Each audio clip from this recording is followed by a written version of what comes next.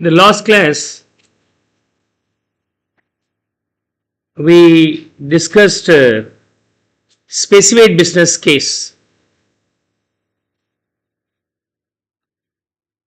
ஒரே ஒரு ஆஸ்பெக்ட் மட்டும் பெண்டிங் இருக்கு, we supposed to cover னு சொல்லியிருந்தேன். Let's see. The specified business பண்றவங்களாக இருந்தால் அவங்க கேபிட்டல் எக்ஸ்பெண்டிச்சர் 100% டெபிட் பண்ணிக்கலாம். அப்படி லாஸ் வந்துச்சு ஒரு ஸ்பெசிஃபைட் பிசினஸ்ல இருந்து இன்னொரு ஸ்பெசிஃபைட் பிசினஸ்ல இருக்கக்கூடிய கெயின்ல நீங்க அட்ஜஸ்ட் பண்ணிக்கலாம். So these are the cases we discussed the other class.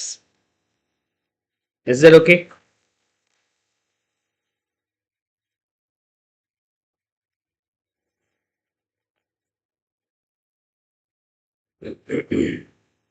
Now let's see.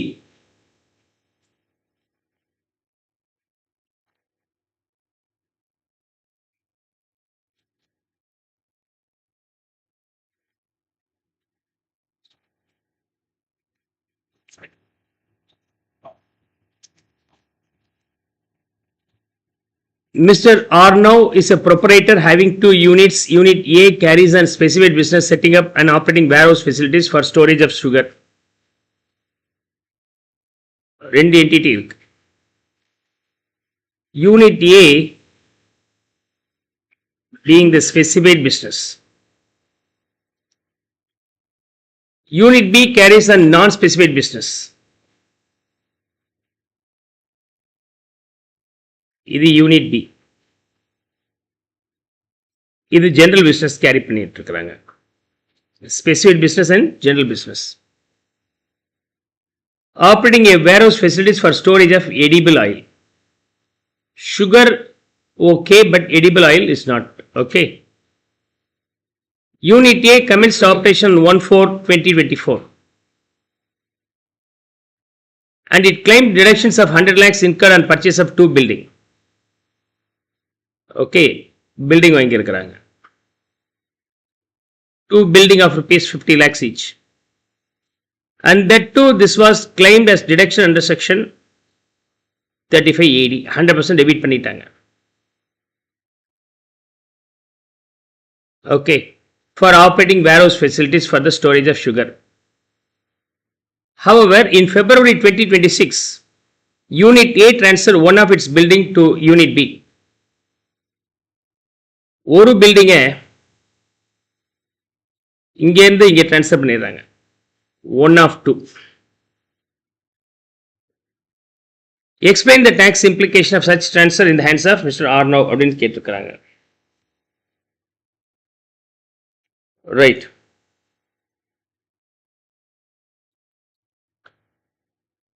நீங்க 1/4/24 அதாவது இயர் 24-25ல உங்களுடைய P&L அக்கௌண்ட்ல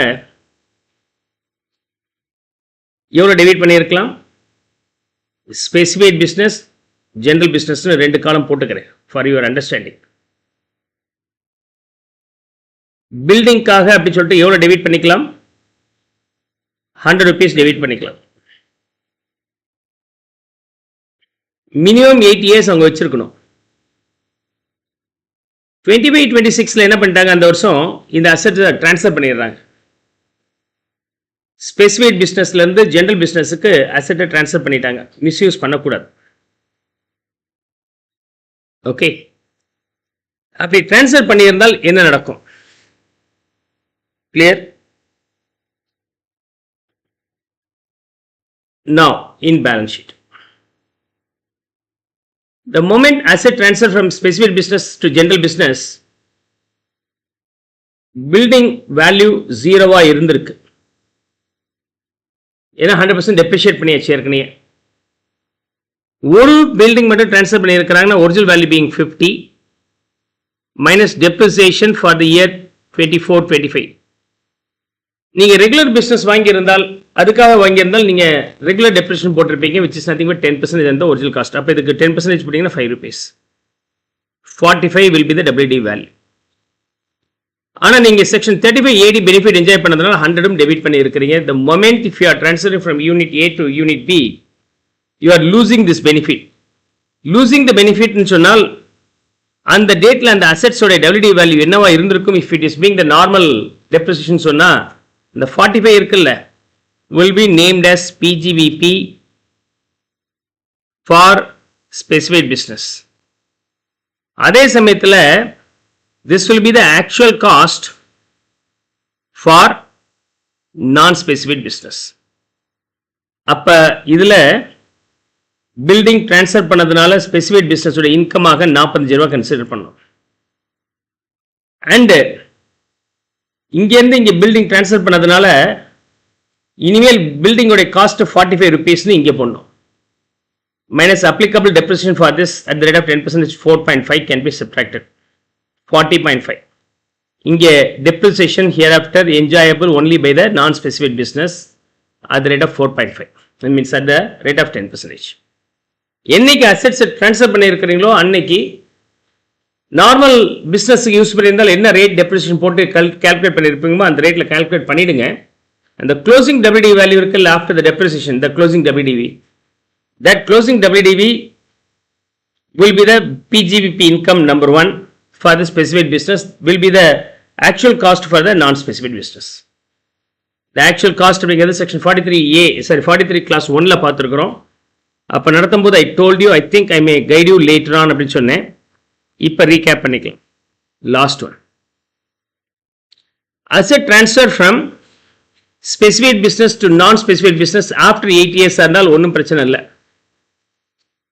Transfer before 8 years இருந்தால் actual cost is equal to 35AD deductions எவ்வளோ கிளைம் பண்ணியிருக்கிறீங்க 100 minus notional depreciation up to the date. Notional depreciation up to the date. That will be the actual cost. So 35ADல 100 ரூபாய்க்கு வாங்கினது இங்கே transfer பண்ணுறாங்கன்னா அந்த 100 ரூபாய்க்கு 2 வருஷம் கழிச்சு ட்ரான்ஸ்ஃபர் பண்ணால் 2 வருஷம் டெப்ரிஷன் லெஸ் பண்ணிட்டு இதுதான் ஆக்சுவல் காஸ்ட் நம்ம எழுதணும்னு சொல்லி பார்த்தோம். Is that clear? And then on the date the WD value will be your income சொல்லி இங்கே பார்க்கல, அதை நம்ம செக்ஷன் 28ல பார்ப்போம். எதில் பார்ப்போம்? செக்ஷன் 28ல 2 செக்ஷன் சேர்த்து பார்க்குறோம். செக்ஷன் 28 நான் இன்னும் ஆரம்பிக்கல. So once we complete section 28, you will get both the details.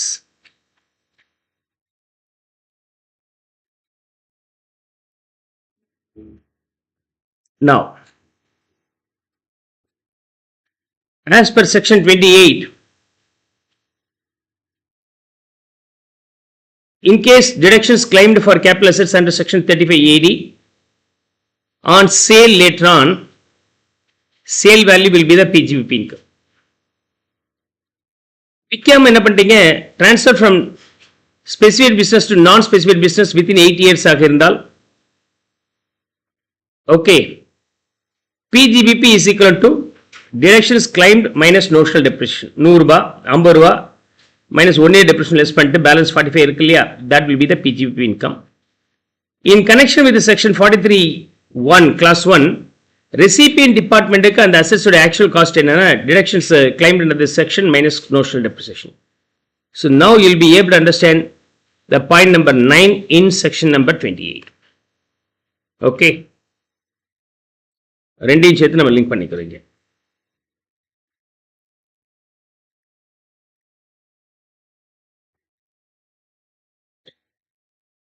Clear? So ஒவ்வொன்றா சொல்கிறேன். வாங்கும்போது ஃபுல்லாக டெபிட் பண்ணியிருப்பாங்க, இது 24-25ல.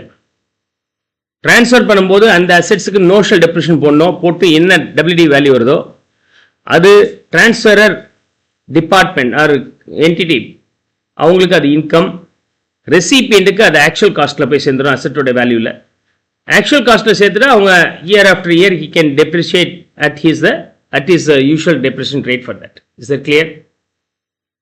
Hope you will be now able to understand this part.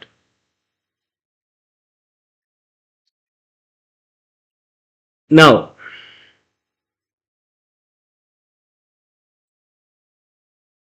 we will go for section 35D. Section 35D. Okay.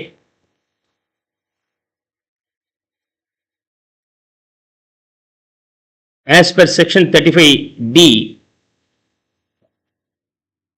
business start பண்ணும்போது initial expenses இருக்கும் இல்லையா, preliminary expenses. அது யூசுவலாக preliminary expenses எவ்வளோ இருந்தாலும் P&L அக்கௌண்ட் டெபிட் பண்ணிடணும் as per the financial account statement. But for the taxation purpose, section 35D says This preliminary expenses amortized over 5 years period. ஒரே வருஷத்துல debit பண்ணாதீங்கன்றான். So preliminary expenses எதுக்காக செலவு பண்றீங்க? In connection with the starting new business or setting up of the new business or extension of new unit. இது யாருக்கு applicableனா Indian company or resident not corporate assessee. கம்பெனியா இருந்தால் Indian company தவிர வேற ஏதாவது இருந்துச்சுன்னா ரெசிடென்ட்டா இருக்கணும். இது கண்டிஷன் உண்டானா ஆமா, you have to get your books of accounts audited, get the certificate for the amount spending for the preliminary expenses.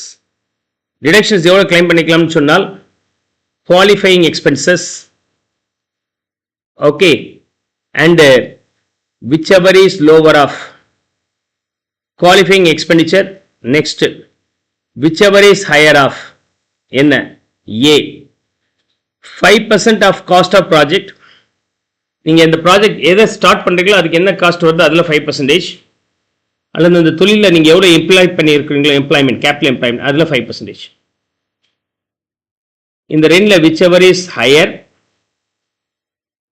அப்புறம் இந்த நம்பருக்கும் கம்பேர் பண்ணி whichever is lower. This amount can be amortized over 5 years period. ஒரே வருஷத்துல பண்ண முடியும். இதான் section 35D. Section 35D. Let's try to solve this illustration. One of the easiest simple topic.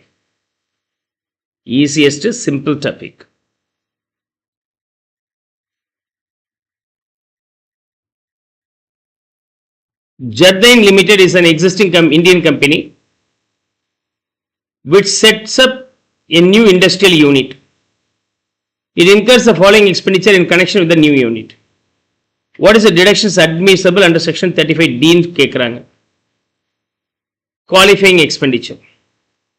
Preparation of project report, qualifying expenditure. இந்த project implement பண்ண அந்த மார்க்கெட்ல உங்களால சேல் பண்ண முடியுமா செக் பண்ணிக்கிறீங்க, market survey, qualifying expenditure. Legal and other charges with respect to the issue of the share, qualifying expenditure. So qualifying expenditure being this one, and cost of project 30, capital employed 40. As per section 35D, deductions will be whichever is lower of 1 qualifying expenditure,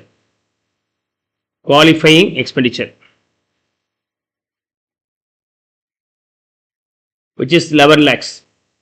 Number 2, whichever is higher of A 5% of cost of project. 30 lakhs இருக்கு, அதுக்கு 5% போட்டீங்கன்னா 1,50,000. B 5% of capital employed. எவ்வளவு இந்த கம்பெனில invest பண்ணி இருக்காங்க 40 lakhs, அதுக்கு 5% போட்டீங்கன்னா 2 lakhs. Between these two, whichever is higher, 2 lakhs.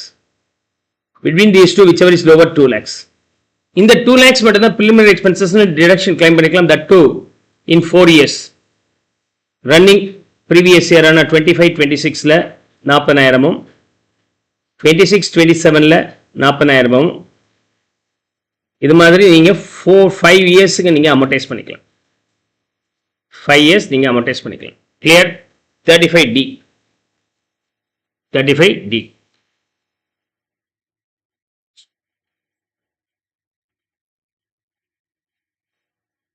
Qualifying எக்ஸ்பெண்டிச்சர்னா என்ன?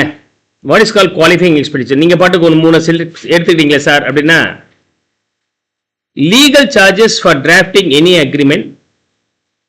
கம்பெனி ஸ்டார்ட் பண்ணும்போது MOA, AOA அதை டிராஃப்ட் பண்றதுக்கும் பிரிண்ட் பண்றதுக்கும் ஆகிற செலவு. கம்பெனியா இருந்தால் ரெஜிஸ்ட்ரேஷன் பண்ற fees. Expenses for public issue of shares or debentures, issue expenses. feasibility project report, market survey, இது எல்லாமே சேர்த்துதான் குவாலிஃபைங் எக்ஸ்பெண்டிச்சர் நம்ம சொல்லுவோம். ரைட். நவ் கேபிட்டல் எம்ப்ளாய்ட் என்ன, காஸ்ட் ஆஃப் ப்ராஜெக்ட் என்ன? Cost of project for setting up or extension of a new industrial unit. Cost shown in the books on the last day of the previous year. Cost shown in the books on the last day of the previous year. Is that okay? Last day 24-25 இயருக்கு நம்ம போடுறோம் அப்படின்னாக்க அதுக்கு முன்னாடி வருஷம் இந்த cost shown இந்த books இந்த லாஸ்ட் டேட் 31st March 25 உள்ள ரேட் எடுத்துக்கிறோம். Actual cost of fixed assets, cost incurred and development of land and building. Fixed assets இருந்தால் அதோடைய வேல்யூ பிளஸ் அந்த லேண்ட் அண்ட் பில்டிங் டெவலப் பண்ணுறதுக்கு ஆச்சுன்னா ஏதாவது செலவு அதையும் நம்ம சேர்த்துக்கணும். இந்த ரெண்டு சேர்த்து தான் காஸ்ட் ஆஃப் ப்ராஜெக்ட் நம்ம எடுத்துக்கிறோம். Capital employed or cost of project whichever is higher. Cost of project okay. Capital எம்ப்ளாய்டுனா இஷ்யூ ஆஃப் ஷேர்ஸ், அதுக்கு ஆகிற செலவு debentures. Non current liabilities maturing more than 7 years, அதுவும் கேபிட்டல் எம்ப்ளாய்டில்.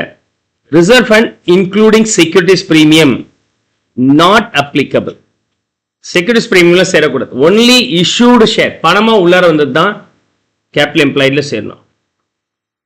இது கார்பரேட் என்டிட்டிக்கு okay sir. Non corporate என்டிட்டியாக இருந்தா okay, இதுல உள்ளதை எடுத்துக்கலாம். இதுல not applicable. In case of non corporate எம்ப்ளாயியா இருந்துச்சுன்னா, அசஸ்மெண்ட் இதுவா இருந்துச்சுன்னா, you take only cost of project. You take only corporate cost of project. இது வரவே போறதில்லை, இது வரவே போறதில்லை. பாருங்க, whichever is higher of cost of project or capital employed. This capital employed 5% அப்படிங்கிறது for Indian company only. இதுக்கு மட்டும்தான் பொருந்தும். For this will not be applicable. This will not be applicable.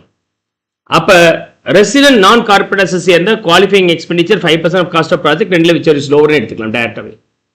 Clear?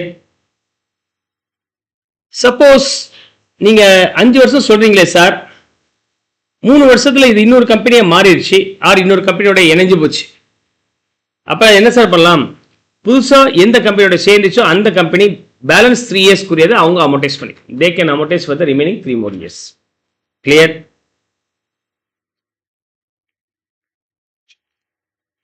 After amalgamation or demerger, the transferee Indian company is eligible. Transferee Indian company is eligible. Clear? யார்கிட்ட போய் சேர்ந்திருக்கோ அவங்க enjoy பண்ணலாம். 5 வருஷம் 3 வருஷம் இவர் என்ஜாய் பண்ணிட்டார், இன்னொரு கம்பெனியோட சேர்ந்துச்சுன்னா இன்னும் 2 வருஷம் அவங்க என்ஜாய் பண்ணிக்கலாம். So with that this topic is over. 35 AD and 35 D ரெண்டுமே நம்ம முடிச்சாச்சு. Okay,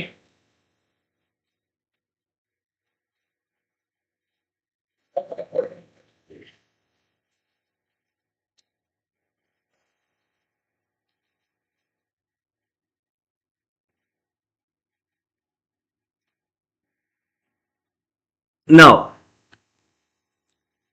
we'll start with section 28, charging section.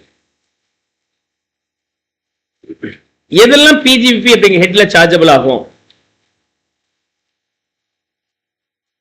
That is what about the section 28.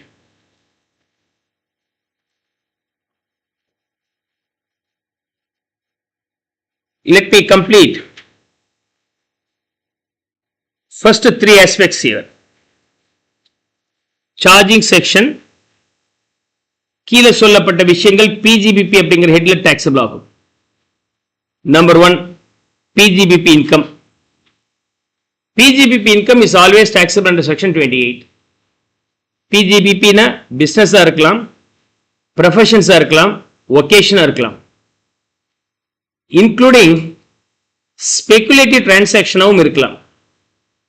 Business, profession, occasion, speculative transaction. இந்த 4 விஷயங்களால லாபம் வருது நஷ்டம் வந்துச்சுனாலும் PGBP கால்குலேட் பண்ணிக்கலாம். பிசினஸ்னா என்ன? ட்ரேடா இருக்கலாம், காமர்ஸா இருக்கலாம், மேனுஃபேக்சரா இருக்கலாம், அட்வென்ச்சர் ஏதாவது இருக்கலாம்.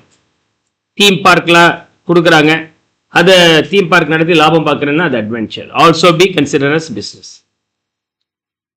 ப்ரொஃபஷன்ஸா இருக்கலாம், where it requires education qualification. So you may have the educational qualification for the professional requirement. Educational qualification. With educational qualification, you have some experience to do the job. அப்படின்னா the pair professions, not business. CA, CMA, CS, advocates, doctors இவங்க எல்லாமே professionalsல வராங்க. Vocation requires natural abilities. பாடுறது, singing, dancing அல்லது கைத்தொழில் பண்றது, natural எபிலிட்டியோட கொஞ்சம் improve பண்ணியிருந்தால் ஒகேஷன். ஓகே, இதுல இருந்து எந்த ரெவென்யூ ஜெனரேட் பண்ணாலும் அது ரெவென்யூ, நெட் ரெவென்யூ பாசிட்டிவா இருந்தாலும் சரி நெகட்டிவா இருந்தாலும் சரி taxable under PGBP. provided not should be the capital receipts. Okay, பொருளை வாங்கி வித்து லாபம் சம்பாதிச்சுன்னா பிஜிபி வரும். கடையை ஆரம்பிச்ச பிறகு கடை நடத்த முடியல, கடையை இன்னொருத்தன் கையில் வித்துட்டு வெளியே போறீங்கன்னா அந்த அமௌண்ட் இதில் வராது. That is capital gain. It will not fall under capital means PGBP. Hope you will be now able to understand the point number 1. Business, profession, vocation including speculative transaction. இதில் இதை சொல்லியாச்சு இதுன்னு சொல்லலை. We'll see that later. Second point, income derived from trade, professional associations from specific services for the members. Specific services. Okay. Trade association, trade union, XYZ trade union வச்சுக்கலாம். அதுல M அப்படிங்கிற ஒரு member. Members என்ன பண்றாங்க? இந்த யூனியன்ல membership வாங்கணும் அப்படி சொன்னாக்க யூஸ்வலா ஃபீஸ்லாம் கட்டணும். சப்ஸ்கிரிப்ஷன் மாதிரி கட்ட வேண்டியது இருக்கு. நான் profit organisation like. The trade union has no intention to make profit while interacting with the members. Subscription fees கட்டுறாங்க. அதுக்கு XYZ ட்ரேட் யூனியன் மெம்பர்ஸுக்கு பல சர்வீசஸ் பண்ணி கொடுக்குறாங்க.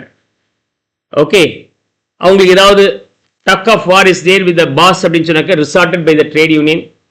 R if there is any salary pending or salary negotiation or health issue, இதுக்கெல்லாமே ஒரு collective bargaining like they can go and argue on பிகாஃப் of the members to the management to get the things done by trade union. இந்த மாதிரி பல service பண்ணுறாங்க. அப்படி பண்ணும்போது மெம்பர்ல ஏ அப்படிங்கிற ஒரு மெம்பர் மட்டும் தனியா ஒரு ஃபீஸ் கொடுத்துட்டு ஒரு ஸ்பெஷல் சர்வீஸ் வாங்கியிருக்கிறார். இது ரெகுலர் அவங்களுடைய ஆக்ஷன்ஸ்ல இல்ல, special services. Okay, this is not done for all. Those who are in need can pay and enjoy the benefit separately. அப்படின்னா this will fall under section 28. What about these two sir? Subscription and service. This is called mutual association and support mutually between the members னு அர்த்தம். மியூச்சுவலா இருந்துச்சுன்னா அது பிஜிபியே கிடையாது. Okay, இதே தான் mutual concern அப்படிங்கிற case நம்ம எதில் பார்த்தோம்னா இன்கம் ஃப்ரம் ஹவுஸ் ப்ராப்பர்ட்டிலையும் பார்த்தோம். ஒரு யூனியன் தன்னுடைய மெம்பர்ஸ்க்கு இருந்து ஃபீஸ் வாங்கி அவங்களுக்கு தங்குறதுக்கு அல்லது பிளான்ட் அண்ட் பில்டிங்கை யூஸ் பண்ணுறதுக்கு கொடுக்குறாங்க அப்படி சொன்னாக்க அதுக்கு வரக்கூடியது இன்கம் ஃப்ரம் ஹவுஸ் ப்ராப்பர்ட்டியில் வராது. ஏன்னா it's not income, mutual benefit. அது மாதிரி மெம்பர்ஸ்க்கு இருந்து சப்ஸ்கிரிப்ஷன் ஃபீஸ் வாங்கி அந்த மெம்பர்ஸ் எல்லாமே யூனிஃபார்மா ஒரே வேல்யூ செஞ்சு கொடுக்குறாங்க, சர்வீஸ் செஞ்சு கொடுக்குறாங்கன்னா that is not considered as business. It's only mutual activity, not taxable. If the trade union giving specialized services to select members on collecting extra fees in general, that will be for part of business income. Exception. Usually PGP exception to the principle that surplus of mutual association cannot be taxed. This is called mutual association, so it is not going to be taxable. இது tax கிடையாது. மற்ற கேஸ்ல நமக்கு taxable item scenario number 2. Okay, trade, commerce, manufacture, adventureலமே businessல வந்துருச்சு. Professions அப்படிங்கிறது which educational qualifications, some years of experience they are doing, then it's called profession. With the talent and skill, with the regular practice they can improve some natural ability, then it's called vocation. Right. Apart from that, speculative transaction also forming part of section means the PGP சொல்லி section 4 28ல பார்த்தோம் நாலு விஷயங்கள். செகண்ட்ல வரும்போது trade and professional association NPO getting the subscription and rendering service to the members is not falling under PGP under section 28, not taxable. ஆனா அப்படி பண்ணதும் இல்லாமல் ஸ்பெஷலா சில பேருக்கு மட்டும் in addition to that regular service if you are doing and getting any fees னா அது வந்து PGP ல தான் வந்தாகும். That will fall under PGP. அதே மாதிரி செக்ஷன் 17 கிளாஸ் 3ல நம்ம ப்ராஃபிட் அண்ட் லே-ஆஃப் சேலரி பார்த்தோம். அது வந்து பாத்தீங்கன்னா டெர்மினேஷன் அண்ட் மாடிஃபிகேஷன்ஸ் பார்த்தோம். டெர்மினேஷன் மாடிஃபிகேஷனுக்காக எக்ஸ்ட்ரா காஸ்ட் கொடுத்தானா that is also coming under profit and layoff salary, part of சேலரின்னு அங்கே பார்த்தோம். The same logic will be applicable in PGBP also. But அங்கே terms of employment இங்கே வந்து terms of management or agency, that too in India.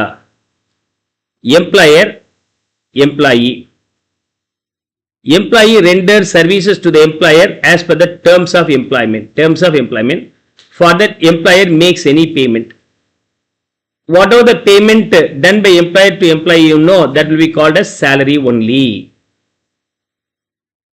அந்த terms of எம்ப்ளாய்மெண்ட்ல modification termination பண்ணாலும் அதுவும் அதுக்கான பேமெண்ட்டும் எதில் வரணும்? சேலரிஸில் தான் வரணும், ப்ராஃபிட் இல்லையா சேலரி. அதே சமயத்தில் XYZ limited company and mister X, Mr X, Mr X, Mr Y. XYZ limited company என்ன செஞ்சிருக்கு அப்படின்னு சொன்னாக்க, எக்ஸ் ஒய் ரெண்டு பேரையும் சேர்த்து கூப்பிட்டு என்னுடைய நிர்வாகத்தை நீங்க மேனேஜ் பண்ணி கொடுங்க அப்படின்ட்டாங்க. So now the agreement is to manage, not being the employment. Manage the XYZ limited. நான் இன்வெஸ்டர்ஸ் பணம் போட்டேன், தொழில் ஸ்டார்ட் பண்ணிட்டேன், ஆனால் இது நிர்வாகம் பண்ணுறதுக்கு டே அண்ட் நைட் உட்கார்ந்து வேலை செய்யணும், அதனால முடியாது. I am not expert in that. Then I call some experts to administrate this. Okay, I'll just enter into an agreement to manage my the business. அதுக்கு ஒரு பேமெண்ட் கொடுக்கிறேன். I'm making the payment. Now this payment in the hands of Mr. X and Mr. Y being the PGVP. அதே மாதிரி இந்த management என்னென்ன service செய்யணும்னு agreement போட்டாங்களோ அதை terminate பண்றாங்க அல்லது மாடிஃபிகேஷன் பண்றாங்க. அந்த சமயத்தில் ஏதாவது பேமெண்ட் பண்ணால் அதுவும் PGVP இன்கம்ல வரணும். There are n number of schools and colleges available. BHL ஒரு ஸ்கூல் இருக்கு. BHL கேம்பஸ்குள்ளாரே RSK ஒரு ஸ்கூல் வேற இருக்கு திருச்சியில். BHL school, RSK school and காட்டூர்ல மான்ஃபோர்ட் ஸ்கூல் ஒன்று இருக்கு, ரொம்ப ஃபேமஸா இல்லையா? BHL குள்ளார இருக்கக்கூடிய அந்த RSK school earlier run by Montfort brothers, அவங்க தான் ரன் பண்ணிட்டு இருந்தாங்க. ஸோ அப்போ BHL school is the management, means industry or company. அந்த கம்பெனி மான்ஃபோர்ட் பிரதர்ஸ் அவங்கள்ட்ட போயிட்டு எங்கள் ஸ்கூலில் நீங்கள் நடத்தி கொடுங்க, அதுக்கு ஒரு பேமெண்ட் கொடுக்குறேன்னு அக்ரிமெண்ட் போட்டாங்க. 3 years 4 years அப்படின்ட்டு அக்ரிமெண்ட் போட்டிருப்பாங்க. So the RSK school run by Montfort Brothers as per the terms of agreement agreed between the BHL and RSK. Clear? Sometimes later இந்த ரெனிவல் வரும்போது என்ன பண்ணிட்டாங்க, இனிமேல் நீங்கள் கண்டினியூ பண்ண வேண்டாம், நாங்களே பார்த்துக்கிறோம்னு சொல்லிட்டு ஸ்டாப் பண்ணி மான்ஃபோர்ட் பிரதர்ஸை வெளியே அனுப்புறாங்க. குளோபல் காட்டேஜ் அது ஒரு குரூப் நினைக்கிறேன், அவங்க தான் இப்போ RSK நடத்திட்டு. யாரோ anybody from RSK? Okay, RSK school is today run by Global Cottage or some other group. Global தான் வரும், அதுக்கப்புறம் கிளியராக ஞாபகம் இல்லை. They are now organising. Montfort வெளியே வந்தோடனே they already administrator immediately they started a school called Montfort school. That's in the Kattur. So அப்படின்னா உங்களுக்கு நான் வந்து எங்கள் கம்பெனியை நிர்வாகம் பண்ணுறதுக்கு உங்கள்கிட்ட கொடுக்குறேன். எம்ப்ளாயினா மொத்தமாக காலையில் 9 மணிக்கு வரணும், நைட் வரைக்கும் நான் சொல்கிறது செஞ்சுட்டே இருக்கணும், ஈவினிங் வரைக்கும் அட்டண்டன்ஸில் கைத்து போகணும், அப்படி கிடையாது. நீங்கள் வாங்க, இது சிறப்பாக பண்ணுங்க, அது மட்டும் தான் என்னுடைய ரெக்குயர்மெண்ட். நீங்கள் பண்ணீங்க, உங்களை நான் கேள்வி கேட்க மாட்டேன் அப்படின்னா அது மேனேஜ்மெண்ட் கான்ட்ராக்டில் வருது. இங்கே கான்ட்ராக்ட் ஆஃப் மேனேஜ்மெண்ட், அந்த கான்ட்ராக்ட் ஆஃப் மேனேஜ்மெண்ட்டில் நீங்கள் 10 வேலையை செய்யுங்கன்னு சொன்னால் இப்போ 12 வேலையை சேர்த்து செய்யுங்க அப்படின்னு சொல்கிறேன். அது பேர் மாடிஃபிகேஷன். அந்த 2 எக்ஸ்ட்ரா வேலை செஞ்சதுக்காக ஒரு காம்பன்சேஷன் கொடுக்குறேன்னு சொன்னால் அதுவும் PGVP for the recipients and mister X and mister ஒய்க்கு XYZ லிமிடெடுக்கு அது பேமெண்ட் ஃபார் த பிஸ்னஸோட எக்ஸ்பென்சஸ். 5 வருஷம் முடிஞ்சிருச்சு, எனக்கு பிடிக்கல, நீங்கள் ஸ்டாப் பண்ணிட்டு போயிடுங்க, இல்லை 4 வருஷத்துலேயே போயிடுங்க, 5 வருஷம் கான்ட்ராக்ட் 3 வருஷம் நீங்கள் கிளம்பிடுங்க அப்படின்னு சொல்லிட்டு உங்களை வெளியே அனுப்புறதுக்கு நான் ஒரு அமௌண்ட் கொடுக்குறேன்னா அது பேர் termination of management. So those amount received by the recipient will be considered as PGVP, not the salary. The same for the entity, it is the expenses. Hope you'll be able to understand. Any compensation for termination and modification of management or agency. So Mr. X, Mr. Y both are called agent for XYZ Limited acting on behalf of XYZ Limited. அதனால் இது மேனேஜ்மெண்ட்னு சொல்லலாம் அல்லது ஏஜென்ட்னு கூட சொல்லலாம், agent கூட சொல்லலாம். That two இன் இந்தியாவாக இருக்கணும். Clear? Hope you'll be now able to understand 3 aspects here.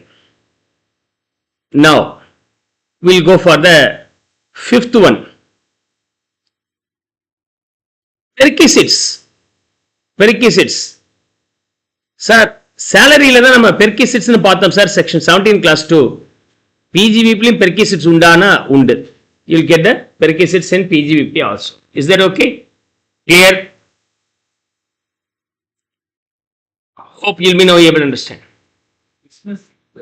அதான் சொல்ல வரேன். பாஸ் பண்ண பிறகு என்ன பண்ணுவீங்க, எனக்கு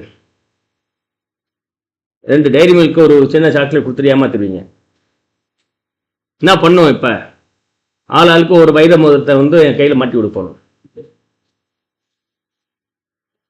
okay, if you give me any gold ring or silver ring assumed also called as an asset, If the value is more than 50 or some amount மேல போச்சுன்னா that's a perquisite for Singar Academy. Okay, also be taxable. உங்களுக்கு புரியணும்னா செஞ்சு பாருங்க, உங்களுக்கு மறக்கவே மறக்க இந்த sentence. சரியா? இனிமேலும் மறக்க மாட்டோம் சார், நினைச்சு பார்த்தோன்னே மயக்கமா வருது அப்படின்னா value of perquisites received for business or professions. Okay, so when I got treatment in a hospital, I was treated well. So after getting recovered from there, out of my own interest, I gave a small memento to all the doctors and nurses there. Okay, ஒரு சின்ன சின்னதாக கொடுத்தேன். அது இந்த ரெசிபியன்ட்டுக்கு அந்த PGBP income வரும். It's not falling under what? Salary. Clear? Also be falling. Value of perquisites received for business or professions also be considered as PGBP. And interest, salary, bonus, commission or remuneration by whatever name may be given to partner by the firm. Firm கிட்ட இருந்து பார்ட்னருக்கு போச்சுன்னா அது PGBP. நம்ம சேலரியில பார்க்கும்போது என்ன சொன்னோம்? Salary, bonus, commission, remuneration by whatever name may be paid by the firm to the partner is not forming part of what? Salary அங்க பார்த்தோம். அங்க salary இல்லைன்னா அவங்க எக்ஸம்ஷன் ஆசான இல்லை, இங்க வந்து PGBP ஹெட்ல taxable item that we fall under PGBP. Salary காமிச்சிருந்தா ஸ்டாண்டர்ட் டிடக்ஷன் 75,000 கிளைம் பண்ணிக்கலாம்.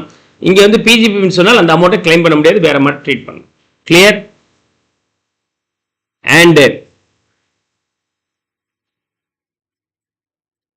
still we have 4 more aspects. Let me finish up all the 4 aspects here in detail. Clear? 4th point. Okay, 4th point.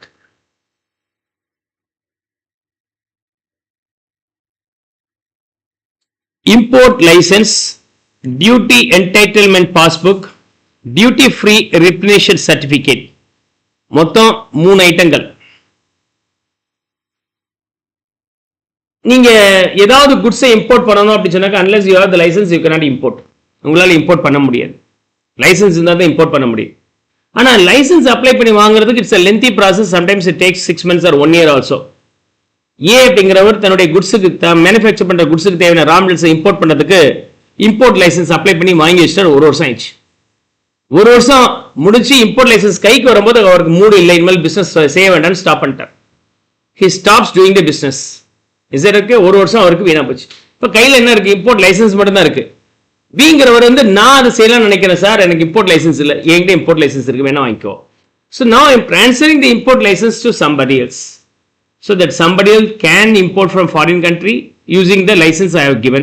அதுக்கு சும்மா தர மாட்டாங்க, ஒரு amount தருவாங்க. If I get any amount for transferring the import license, minus cost of that availing import license will be your PGBP income. அதே மாதிரி duty free replenishment certificate, duty entitlement passbook ரெண்டுமே இருக்கு. டியூட்டி ரீப்ளனிஷ்மெண்ட் சர்டிஃபிகேட் என்ன அர்த்தம்னா, நீங்க ஃபாரின்ல இருந்து import பண்ணீங்கன்னா நமக்கு என்ன வேணும்? ஃபாரின் கரன்சி வேணும் டு மேக் த பேமெண்ட். அதே சமயத்தில் கவர்மெண்ட் என்ன சொல்றாரு, நீங்க ஃபாரின்ல இருந்து இம்போர்ட் பண்ணா ஃபாரின் கரன்சி வேணும்பா, நம்ம கிட்ட ஃபாரெக்ஸ் ரிசர்வ் கம்மியா இருக்கு, ஃபாரின் எக்ஸ்சேஞ்ச் ரிசர்வ் கம்மியா இருக்கு, அனாவசியமா செலவு பண்ணாதீங்க, அத்தியாவசியம் எதுனோ அதுக்கு மட்டும் செலவு பண்ணுங்க. நீ பாட்டுக்கு இஷ்டத்துக்கு எல்லாத்தையும் ஃபாரின்ல இருந்து வாங்கிக்கிறீங்க சீப்பரா இருக்கு அப்படின்ட்டு, அதுக்கு Indian government has to give you foreign currency.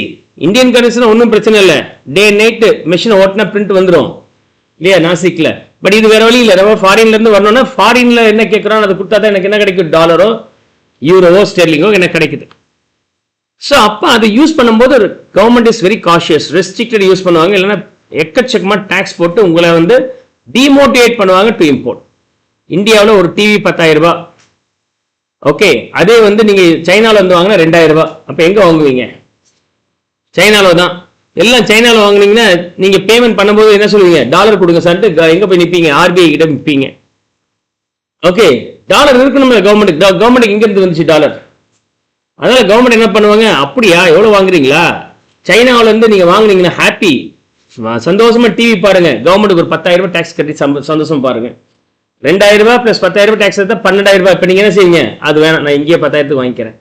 So they are demoting you, the government is demoting you to purchase it from the outside because there will be lots of forex requirement, which is the shortage in India.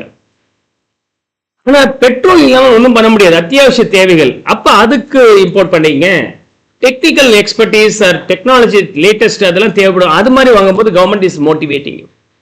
So government என்ன சொல்றாரு, whenever you supposed to import forex required in order to avoid the government puts lots of restrictions. நீங்க import பண்ணீங்கன்னா 1 கோடி ரூபாய்க்கு import பண்ணீங்கன்னா 40 லட்சம் ரூபாய் நீங்க டாக்ஸ் கட்டுங்க. உடனே நீங்க ஆர்கியூ பண்றீங்க, எதுக்கு நீங்க இம்போர்ட் பண்ண டாக்ஸ் போடுறீங்க? ஃபாரெக்ஸ் இல்ல, நான் என்ன தெரியுமா பண்ணுவேன், இந்த இம்போர்ட் பண்ணதை ஃபினிஷ்டு குட்ஸா மாத்தி எக்ஸ்போர்ட் பண்ணுவேன். திரும்ப நமக்கு என்ன கிடைக்குது? ஃபாரெக்ஸ் கிடைக்குது இல்ல. ஃபாரெக்ஸ் டிமாண்டுங்கிறனால தான் நீங்க இந்த மாதிரி சொன்னீங்க. நான் மேனுஃபேக்சர் பண்ணி திரும்ப ஃபாரின் தான் எக்ஸ்போர்ட் பண்ண போறேன், திரும்ப ஐ எம் கெட்டிங் ஃபாரெக்ஸ்.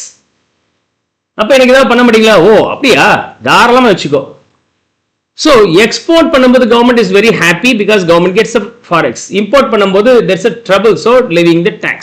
நான் இம்போர்ட் பண்ணி ப்ராசஸ் பண்ணி எக்ஸ்போர்ட் பண்ணனா கவர்மெண்ட் என்ன சொல்றாரு, அப்படியா நீ இம்போர்ட் பண்ண பிறகு நீ எக்ஸ்போர்ட் பண்ணுங்கிறதுக்கு என்ன guarantee?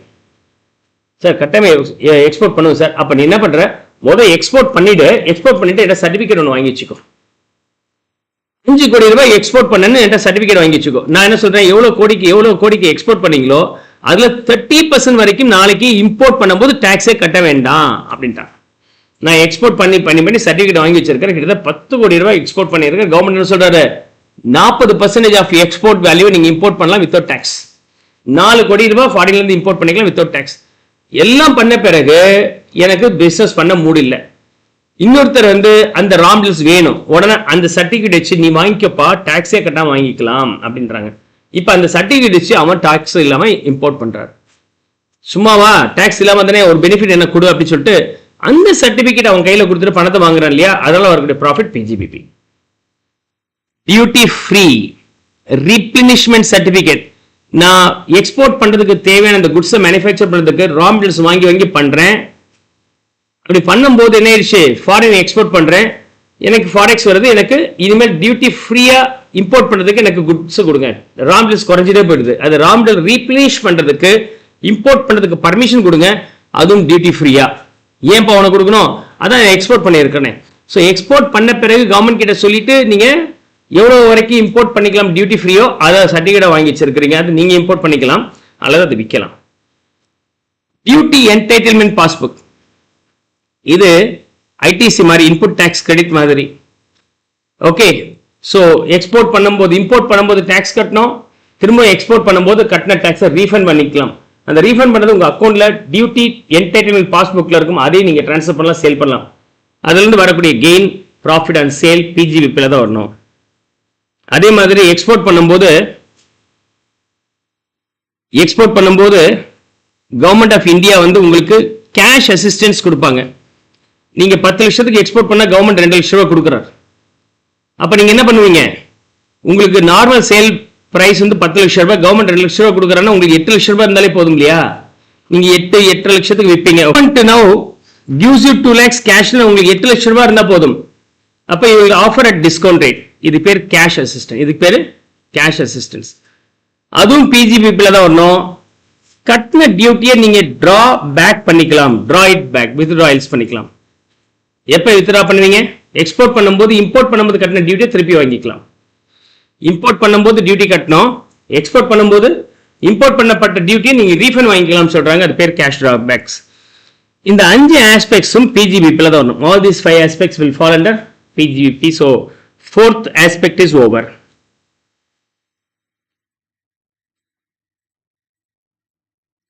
9th one was already completed. Okay, section 35 AD, section 43 class 1. இது டிரான்ஸ்ஃபருக்கு. ஸ்பெசிபிக் பிசினஸ்க்கு வாங்கினது நாளைக்கு வித்தால் வித்த அமௌண்ட் நமக்கு என்னவா மாறிடும், ரெவென்யூவா மாறிடும். This is similar to section 41. Section 41 என்ன சொல்றாங்க, any amount claimed as deductions later on recovered on recovery is your income. ஒரு 100 லட்சம் ரூபாய் பில்டிங் கட்டினீங்க, அந்த பில்டிங் கட்டின 100 லட்சம் P&L டெபிட் பண்ணிட்டீங்க. சம்டைம்ஸ் லேட்டர் அந்த பில்டிங் விற்கும்போது ஒரு 40 லட்சம் ரூபாய் வந்திருக்கு. டெபிட் பண்ண அமௌண்ட்ல இருந்து ஏதாவது ரெக்கவர் ஆச்சுன்னா 40 லட்சம் ரெக்கவர் ஆயிடுச்சுன்னா இட்ஸ் யுவர் இன்கம். இது எங்க பார்த்தோம், okay. So we have seen under SLM method depreciation, terminal depreciation, balancing charge. அதே மாதிரி இன்னொன்று செக்ஷன் 41 கிளாஸ் 3 சயின்டிபிக் R&D ல பார்த்தோம். சயின்டிபிக் ஆர்டிக்காக யூஸ் பண்ணப்பட்ட அசெட்ஸ் நாளைக்கு விற்கிறீங்க அப்படி சொன்னாக்க எந்த அமௌண்ட் வந்தாலும் to the extent already debited under section 35 is claimable as your income. Section 41 clause 4 வந்து பேட் டெட் வரும்போது P&L அக்கௌண்ட் டெபிட் பண்ணியிருப்பீங்க, அது ரெக்கவர் ஆகும்போது P&L அக்கௌண்ட் கிரெடிட் பண்ணும். அதே மாதிரி செக்ஷன் 35 ADல அந்த அமௌண்ட்டை நீங்க எவ்வளவு டெபிட் பண்ணீங்களோ on sale you are recovering, that will be in your asset. So income like நீங்க போடலாம். ட்ரான்ஸ்ஃபர் நடக்கும்போது என்ன பண்றது? ட்ரான்ஸ்ஃபர் நடக்கும்போது நீங்க எவ்வளவு டிடக்ஷன்ஸ் கிளைம் பண்ணீங்க அதுல இருந்து நோஷனல் டெப்ரிசியேஷன் லெஸ் பண்ணிட்டீங்களோ அது பேர் PGBP, named as deemed income. And 43(1) படி actual cost for the asset transfer from the specific to non-specific being deductions claimed minus notional depreciation at the transferor's rate. யார் transfer பண்ணாரோ அவருடைய rate of டெப்ரிசியேஷன்ல நம்ம less பண்ணிக்கணும். Clear? Now let's see 8th one. Receipts from Keyman insurance policy. Receipts from Keyman insurance policy. நாம இந்த Keyman insurance policy எங்க பார்த்தோம்? Salaryல profit and of salary section 17 class 3 அப்ப நடத்தும்போது என்ன சொன்னேன்? The Keyman insurance policy will come under 3 different heads. Salaryல வரும், PGBPல வரும், income from other sourcesல வரும். Employer-employee relationship இருந்து எம்ப்ளாயி தன்னுடைய எம்ப்ளாய்க்காக எல்ஐசி கம்பெனில ஒரு பாலிசி எடுக்கிறார், பிரீமியம் கட்டி. அந்த பாலிசிக்கு பேர் keyman insurance policy. Keyman insurance policy. ஏன்னா இந்த எம்ப்ளாயி தான் சார் இந்த பிசினஸ்க்கு ரொம்ப முக்கியமான ஆளு, அவர் இல்லைன்னா எங்களுடைய ப்ராஃபிட்டபிலிட்டி அஃபெக்ட் ஆகும் அப்படின்னா இன்சூரன்ஸ் பண்ணிக்கலாம்னா பண்ணிக்கலாம். அது மாதிரி எம்ப்ளாயர் பண்ணிட்டார்.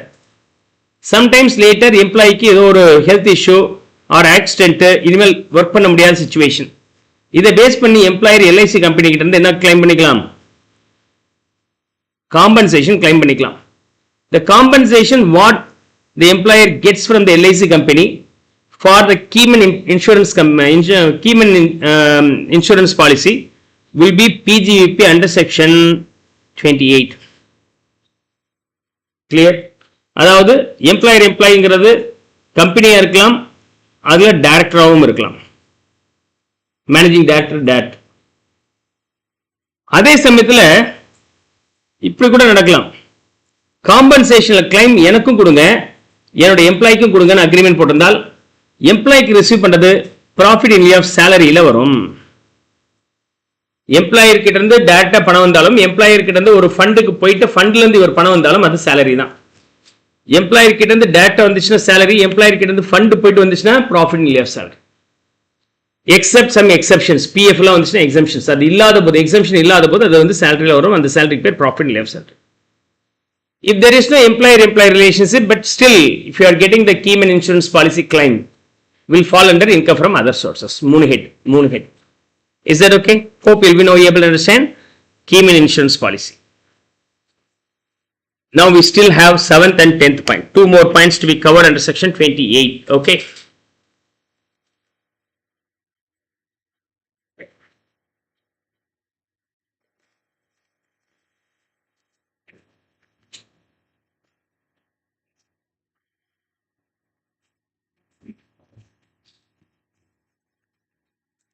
Now,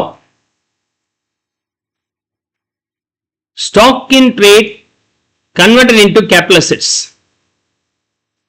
Stock in trade is converted into capital assets. The fair market value in the date of conversion is the PGBP. This also we studied along with section 43 class 1. Actual cost la paathom.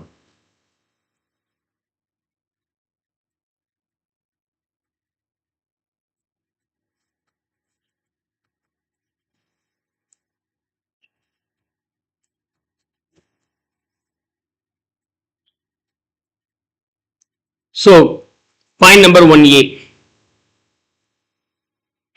So, இதில் 100 lakhsக்கு வாங்கின அந்த அசெட்டை, ஸ்டாக்கை capital அசெட்ஸாக convert பண்ணிட்டீங்க. அப்படி convert பண்ண அன்னைக்கு இதோட fair market value 150 lakhs. அதுக்கப்புறம் அதை விற்கிறீங்க. அதாவது ஒரு ரியல் எஸ்டேட் புரோக்கர் பிளாட் போட்டு விற்கிறார். பிளாட் அப்படிங்கிறது ஒரு stock in trade. Sometimes later 2 flat block பண்ணி வச்சு அவருடைய அசெட்டை கன்வெர்ட் பண்ணிக்கிறார் ஆஃபீஸ் ரூம் கட்டுறதுக்கு. ஸோ ஸ்டாக்காக இருந்தது இப்போ வந்து என்ன மாறி போச்சு, கேபிட்டல் அசெட்ஸாக மாறி போச்சு. கேபிட்டல் அசெட்ஸாக மாறிடுச்சு. என்னைக்கு தன்னுடைய ஸ்டாக்கை கேபிட்டல் அசெட்ஸாக மாற்றணும், அன்னைக்கு ஃபேர் மார்க்கெட் வேல்யூ என்ன இருக்குன்னு பாருங்க. This fair market value will be PGBP. இது வந்து எதில் பார்க்குறீங்க, செக்ஷன் 28. இந்த அசெட்ஸ் உடைய காஸ்ட் ஆஃப் அக்விசிஷன் என்ன அப்படின்னு சொன்னாக்க 150. இது எதில் பார்க்குறீங்க, செக்ஷன் 43 கிளாஸ் 1ல பார்க்குறீங்க. Actual cost for that capital asset being fair market value of the assets on conversion. Okay, so இதில் 150 லேக்ஸை P&L டெபிட் பண்ணிட்டீங்க. அந்த 150 இஸ் ஆக்சுவல் காஸ்ட். அதுக்கப்புறம் அந்த இதுல இருந்து நீங்கள் டெப்ரிஷன் இயர் ஆன் இயர் கண்டுபிடிக்கலாம். கிளியர்? ஸோ 28 43 கிளாஸ் 1 இன்டர்லிங்க் பண்ணி பார்க்கணும்.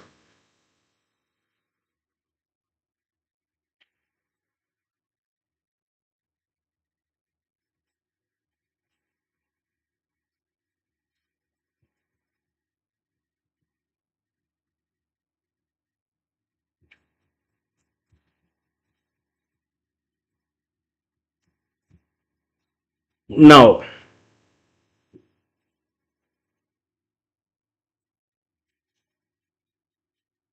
we have 7th point to be discussed. Non-compete or non-sharing, also PGBP.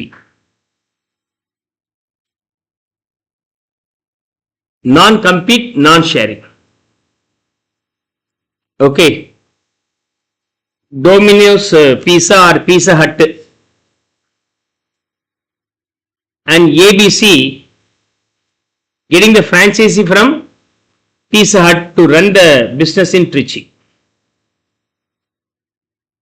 So Pizza Hut gives a know-how or okay, carry out the business. நீங்க business பண்ணலாம்ப்பா என்ன மாதிரியே அப்படின்னு offer பண்றாங்க. அதுக்கு ABC பீஸா ஹட்டுக்கு என்ன கொடுக்குறாங்க, ராயல்டி கொடுக்குறாங்க or licence fee, whatever it may be. Okay, அடுத்தது இந்த பீஸா ஹட் என்ன சொல்றாருன்னா, XYZன்னு ஒருத்தன் இன்னொருத்தன் ஏபிசி பக்கத்திலே இருக்கிறார் ட்ரிச்சில, அவர்கிட்டயும் பேசுறார், நான் உனக்கும் தரப்பா நீ பிசினஸ் பண்ண அப்படின்றார், எனக்கு ராயல்டி கொடு அப்படின்றார். பண்ணால் ஏபிசிக்கு நஷ்டம். பக்கத்துல இன்னொருத்தன் கடையை போட்டு அதே மாதிரி பீஸா ஹட் மாதிரி நடத்தினா எனக்கு என்ன சார் லாபம்? அவன் என்ன சொல்றான், நீ பிசினஸ் ஒழுங்கா பண்ண மாட்டேங்கிற, எனக்கு எப்படி லாபத்தை பார்க்கறது? சரிங்க, XYZ ஆரம்பிச்சா உங்களுக்கு என்ன லாபம் வருமோ அதை நான் கொடுத்துறேன். ஆனா don't share the technical know how or don't give the permission to carry out the similar business. இதை ஸ்டாப் பண்ணுங்க, அதுக்கு நான் உங்களுக்கு ஒரு பேமெண்ட் பண்றேன், லைசன்ஸ் ஃபீ. இதுதான் வந்து non sharing. The know how shared with me, patent, copyright, trademark for a fee receipt. இதுவும் பிஜிபிபி, நான் ஷேரிங் ஃபீஸும் பிஜிபிபி. நான் ஷேரிங் ஃபீஸும் பிஜிபிபி. அதே சமயத்தில் XYZ ஏபிசி, இதுவும் ஒரு ஹாஸ்பிட்டல், இதுவும் ஒரு hospital.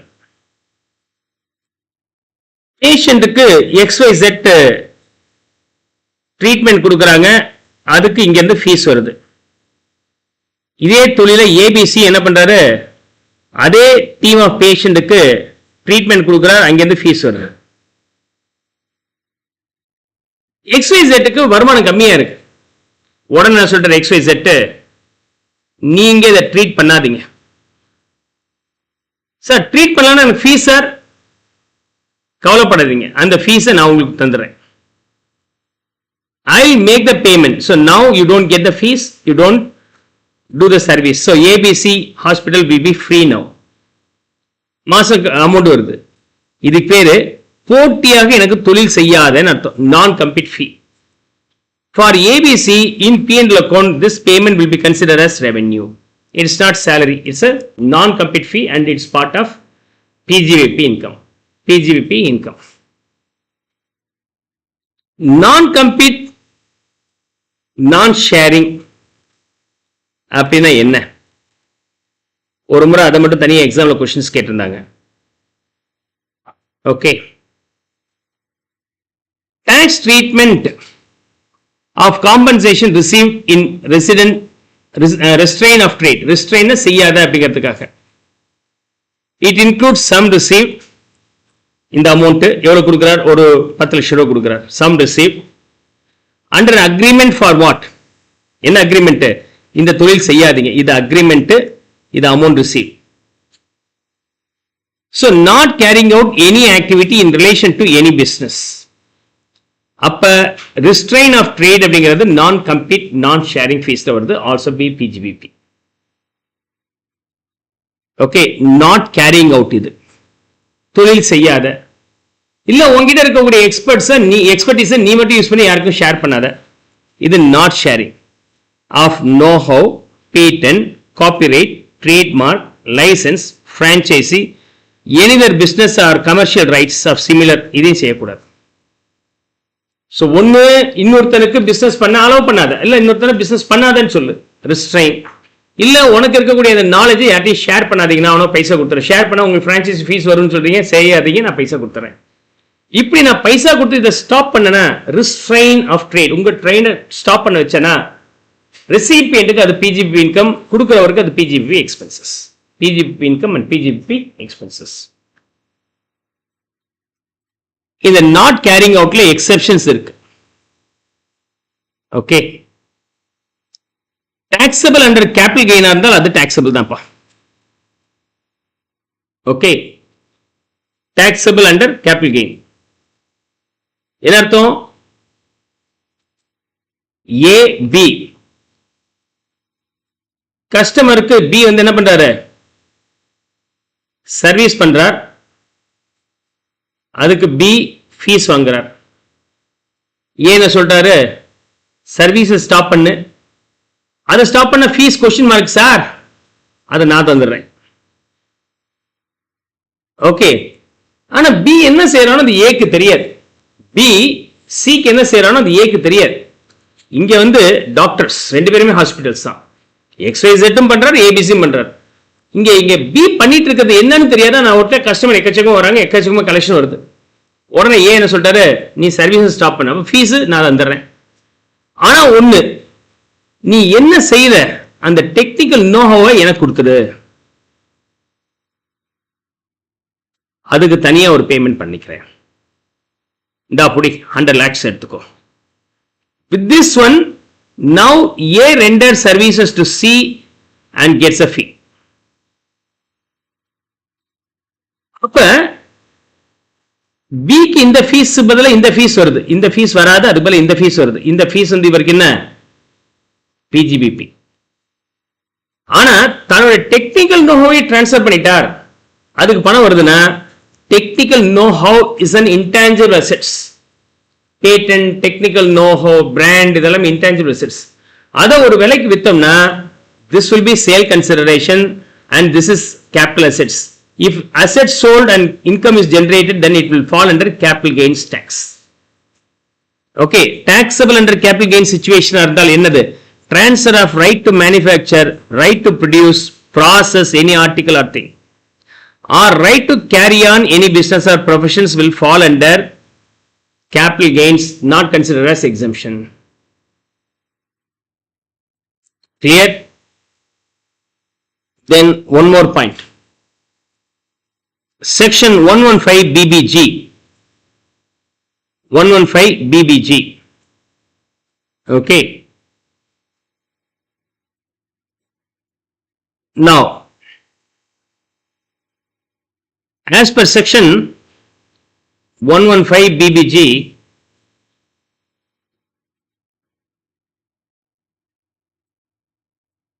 okay, UN environment program கிட்ட இருந்து XYZ லிமிடெடுக்கு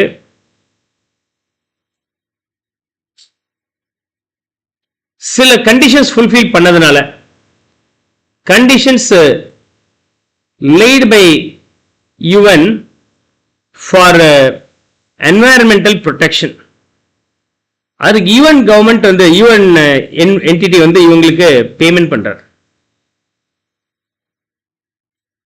ஓகே, பேமெண்ட் பண்றார். கிளியர்? XYZ வந்து என்ன பண்றாங்க, பல குட்ஸை மேனுஃபேக்சர் பண்றாரு. தன்னுடைய ஃபேக்டரியில இருந்து பல குட்ஸை மேனுஃபேக்சர் பண்றாரு. எக்ஸ், ஒய், ஜி, ஜெட்னு பல குட்ஸை மேனுஃபேக்சர் பண்றாரு. யுவன் என்ன சொல்றாரு, இதை ஸ்டாப் பண்ணிடுப்பா, இதை ப்ரொடக்ஷன் பண்ணாத சார், வருமானம் போயிடுமே. If you stop this I will make a payment to you. ஏன் சார், இதனால என்வாயர்மெண்ட் பாதிப்பு வருது. To protect the environment, if you stop, because of the stoppage there is a really a favorable situation to the nations அப்படின்னு சொன்னாக்க UN government makes a payment. அதுக்கு அவங்க ஒரு agreement போட்டிருக்கிறாங்க. Okay, Montreal Protocol and substances that deplete ozone layer under UN Environment Program. Montreal Protocol, Montreal சிட்டியில் நடந்த ஒரு மீட்டிங்ல எல்லா நாடும் சேர்த்து மல்டிநேஷனல் ஃபண்ட் ஒன்று கிரியேட் பண்றாங்க. எல்லாருமே ஃபண்ட் டெபாசிட் பண்ணிட்டாங்க. டெபாசிட் பண்ணிட்டு ஒவ்வொரு நாடும் ஒவ்வொரு கம்பெனியும் இந்த அளவுக்கு தான் வந்து கார்பன் டை ஆக்சைடு எமிட் பண்ணலாம்னு சொல்றாங்க. இதுக்கு மேல எமிட் பண்ணாம இருக்கிறதுக்கு என்ன பண்ணும், ஒன்னு ஸ்டாப் பண்ணுங்க சார், எமிஷன் ஜாஸ்தி வருது, நான் ஸ்டாப்பே பண்ணிடுறேன் சார், பட் ஸ்டாப் பண்ணாலும் ரெவன்யூ லாஸ் வருது.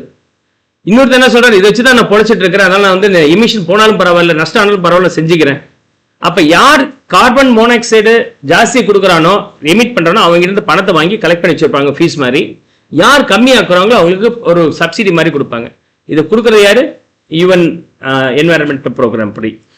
அப்ப இந்த தொழிலாம் செய்யறத ஸ்டாப் பண்ணதுக்காக அது கிடைச்சிருக்குன்னா அது ரிஸ்ட்ரெயின் ஆஃப் ட்ரேட்னு சொல்லிட்டு பிஜிபி வருமானா இந்த பேமெண்ட் டாக்ஸபிள் கிடையாது.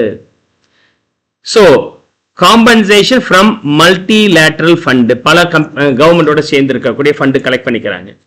அதுல யாரெல்லாம் டிப்ளீஷனுக்கு ரொம்ப காரணமா அவங்கள்ட்ட ஜாஸ்தி வாங்குவாங்க, யாரெல்லாம் டிப்ளீஷன் குறைக்கிறாங்களோ அவங்களுக்கு கொடுப்பாங்க. டிப்ளீஷன் எப்படி குறைப்பீங்க, ஸ்டாப் பண்ணா குடிக்க முடியும், குறையும். ஸ்டாப் பண்ணா ரெவன்யூ லாஸ் ஆகுது, அதுக்காக தானே கொடுக்குறீங்க. அப்ப அது பிஜிபி, ஆனா இதுக்கு மட்டும் பிஜிபி பொருந்தாது.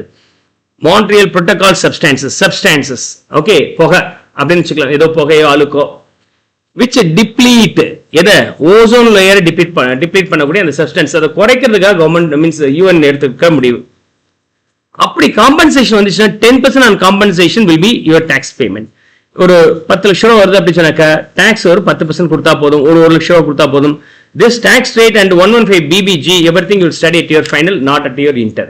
இன்டர்ல வந்து என்ன கேட்கறாங்கன்னா ரெஸ்ட்ரெயின் ஆஃப் ட்ரேட் மட்டும் சொல்லிட்டு அதுல எக்ஸெப்ஷன் கேஸ் என்னென்ன இருக்குன்னு மட்டும் சொன்னா போதுமானது. கேபிட்டல் கெயின்ஸுக்கு எக்ஸம்ஷன் கிடையாது. அண்ட் யூஎன் என்வாயர்மெண்ட் ப்ரோக்ராம் படி ஏதாவது உங்களுக்கு காம்பன்சேஷன் வந்துச்சுன்னா அதுக்கும் பிஜிபில வராது அப்படின்னு மட்டும் சொன்னா போதுமானது. This is special income line. Clear? So with that restraint of trade concept is over. Restraint of trade is over. Clear? Next. இந்த செக்ஷன் 28ல ஒன்னே இன்னும் பார்க்கலன்னு சொன்னேன். Speculative transaction. ஸ்பெகுலேட்டிவ் டிரான்சாக்ஷன் என்ன? Okay,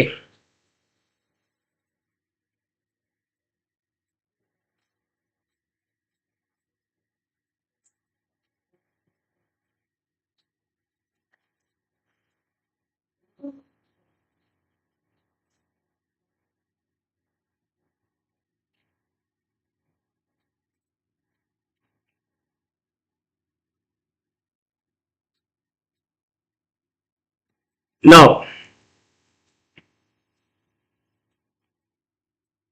speculative business also be considered as PGBP income. அப்ப speculative business என்னன்னா, the business having speculative transaction is called speculative business. Okay,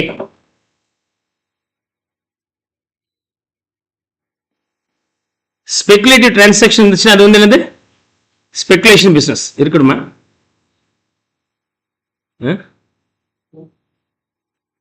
Speculative business, speculation business என்ன அர்த்தம்னா, where the business have speculation transactions.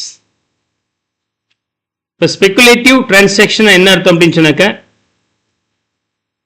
transaction which contract for purchase or sale of commodity including stock or shares. Okay, and ultimately settled otherwise than by actual delivery. மூணு விஷயங்கள். உதாரணத்துக்கு பொறுத்த வரைக்கும் train ticket booking அப்படின்னு வச்சுக்கலாம். Train ticket புக்கிங்ல இப்போ ரொம்ப restriction, with Aadhaar card name இதெல்லாம் அட்டாச் பண்ணிடுறான். ட்ரெயின் டிக்கெட் வாங்கி வச்சுக்கலாம். ட்ரெயின் டிக்கெட் உங்கள்கிட்ட இருந்துச்சுன்னா யார் வேணாலும் டிராவல் பண்ணலாம். அப்படின்னா என்ன நடக்கும்? பிளாக்ல விற்பாங்க. பல்கா ஒருத்தன் வாங்கி வச்சுட்டு தீபாவளி நேரத்தில் டிக்கெட்டை கிடைக்காதா இஷ்டத்துக்கு ரேட்டை போட்டு விற்பான். isn't it? அப்படி ஒரு ஆப்ஷன் இருக்கிறதா வச்சுக்கலாம். அப்போ நான் வந்து திருச்சி டு சென்னை போகணும். I book a train ticket in ரிசர்வேஷன்ல வேல்யூ வந்து 1000 rupees. இது நான் பண்றேன். இன்னொருத்த என்ன பண்றான், திருச்சி டு சென்னை போறதுக்கு 50 டிக்கெட் வாங்கிட்டான். ஒவ்வொரு டிக்கெட்டும் 1000 ரூபாய், 50,000 ரூபாய். கரெக்டா தீபாவளி நேரத்தில் என்ன பண்றேன், ஐ என்ஜாய் த ட்ரிப். இவன் என்ன பண்ணிட்டான், 50 டிக்கெட்டையும் ஒவ்வொரு டிக்கெட் 2000 சொல்லிட்டு வித்துட்டான். 1,00,000 ரூபாய். அப்ப இந்த ரெண்டுக்குள்ள டிஃபரன்ஸ் 50,000 ரூபாய் ஒரு லாபம். So he is booking the reserve sheets in advance in the means the thought of that he could sell at higher rate. Okay, அவன் என்ஜாய் பண்றானா, என்ஜாய் பண்ணல, அவன் கை மாத்தி விட போறான். அவனுக்கு நல்லா தெரியும் தீபாவளி நேரத்தில் டிக்கெட்லாம் கிடைக்காது, நம்ம கை மாத்தி விட்டாலும் நல்ல கெயின் கிடைக்கும் அப்படின்ட்டு. ஸோ அப்படி இருந்தால் இந்த கேஸ்ல இது பேர் speculative transaction. This will be merely transaction. This is normal business. This is speculative business. Transaction in which a contract for purchase or sale. நான் என்ன பண்ணியிருக்கிற கான்ட்ராக்ட், எனக்கு ஒரு சீட் வேணும்ட்டு ரயில்வேஸோட நான் அக்ரிமெண்ட் போட்டேன், கான்ட்ராக்ட். இது வந்து என்னது, கமாடிட்டியா இருக்கலாம், ஸ்டாக்ஸா இருக்கலாம், ஷேர்ஸா இருக்கலாம். பீரியாடிக்கலி கரெக்டா அந்த 3 மாசம் முடிஞ்ச உடனே அந்த தீபாவளி டயத்தில் அது எக்ஸாக்டா சீட் என்னைக்கு வேணுமோ அல்டிமேட்லி செட்டில்டு, அதை க்ளோஸ் பண்ண போறோம். அந்த சீட் இதுக்கப்புறம் வேல்யூலெஸ், அந்த ரிசர்வேஷன் டிக்கெட் வேல்யூலெஸ். அப்ப அந்த எக்ஸாக்ட் மெச்சூரிட்டி டேட் இன்னைக்கு என்ன பண்றேன், பை ஆக்சுவல் டெலிவரி நான் அனுபவிக்காம, otherwise I just transfer the commodity or script, அந்த ரிசர்வேஷன் டிக்கெட்டை இன்னொருத்தனுக்கு வித்துட்டு லாபத்தை பார்க்கலாம். இப்படி இருந்தால் அது பேர் டிரான்சாக்ஷன், ஸ்பெகுலேட்டிவ் டிரான்சாக்ஷன். உதாரணத்துக்கு புரியணுங்கிறதுக்காக நான் ரயில்வே டிக்கெட் எடுத்திருக்கேன். பிராக்டிகல் லைஃப்ல கமாடிட்டி மார்க்கெட்லையும் share and stock, futures and option அப்படிங்கிற மார்க்கெட்லையும் இது ப்ரிடாமினென்ட்டா இருக்கு. If you are entering into the futures and options, F&O as well as commodity market, you can purchase all these things in advance by entering into the contract price, by paying a small amount margin money, and the maturity date நீங்க balance amount கொடுக்கலாம். So எனக்கு தேவை அப்படிங்கிறதுக்காக நான் balance பண்ணி அப்புறம் தரேன்னு சொல்லிட்டு ஒரு அமௌண்ட் கொடுத்து புக் பண்ணி வச்சிருக்கேன், தேவைப்படும் போது வாங்கி யூஸ் பண்ணிக்கிறேன்னா அது ஸ்பெகுலேட்டிவ் டிரான்சாக்ஷன் கிடையாது. ஆனா வாங்கி வச்சுட்டு எதிர்காலத்தில் லாபம் ஒரு கைமாத்தி விட்டு லாபத்தை பார்க்கலாம்னு சொல்லி என்டர் பண்ணிட்டேன்னா அது பேர் speculative transaction. That is called speculative transaction. Transactions not deemed. Okay, hedging contract. Hedging என்ன அர்த்தம், in respect of raw material or merchandise or stocks or shares. அந்த தீபாவளி நேரத்தில் நான் போகணும்னு நினைக்கும் போது எனக்கு டிக்கெட் கிடைக்காம போச்சுன்னா என்ன பண்றது அப்படிங்கிறதுக்கு ஒரு சேஃப்டிக்காக முன்னாடியே புக் பண்ணி வச்சிருக்கிறேன், நான் அனுபவிக்கிற situation.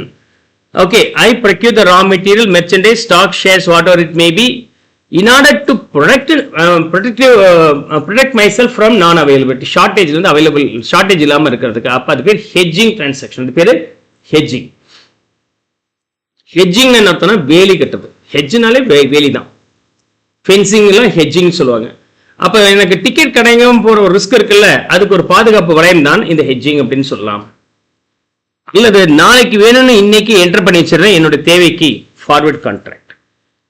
And which is traded in derivatives through recognized stock exchange மூலமா ட்ரேட் பண்றான். ட்ரேடிங் இன் derivatives through recognized stock exchange, BSEO, NSEO இது மாதிரி ஸ்டாக் எக்ஸ்சேஞ்ச் மூலமா பண்றேன்.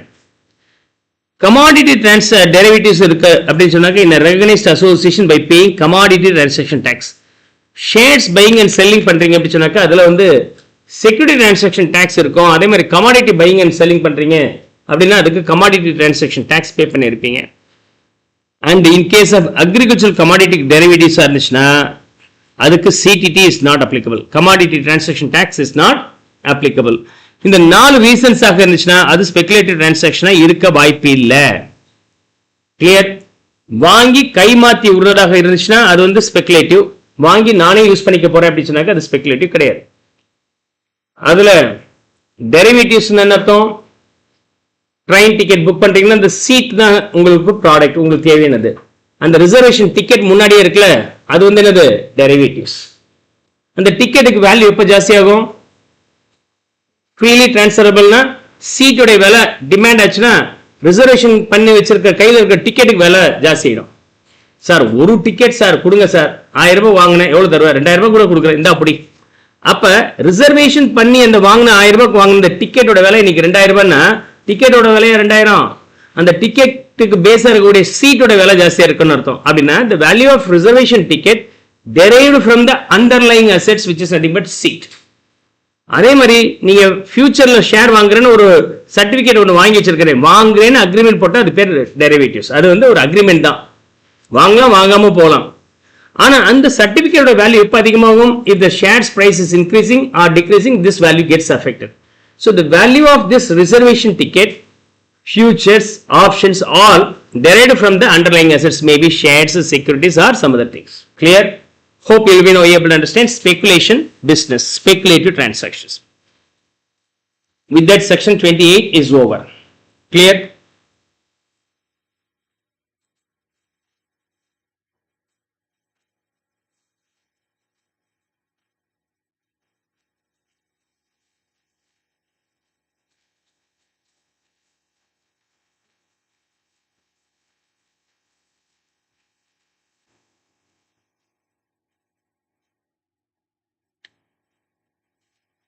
Section 36.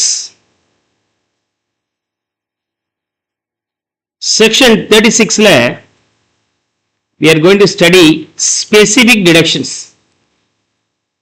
In the section 36 la சில expenses பத்தி சொல்லி இருக்காங்க. அந்த சொல்லப்பட்ட expenses details, அதுல சொல்லப்பட்ட conditions fulfill பண்ணா P&L கொண்டு டெபிட் பண்ணிக்கலாம், இல்லனா பண்ண முடியாது. அது பேர் specific deductions. Section 37 இருக்கு. Section 37 is nothing but general deduction. Okay, இது general deduction.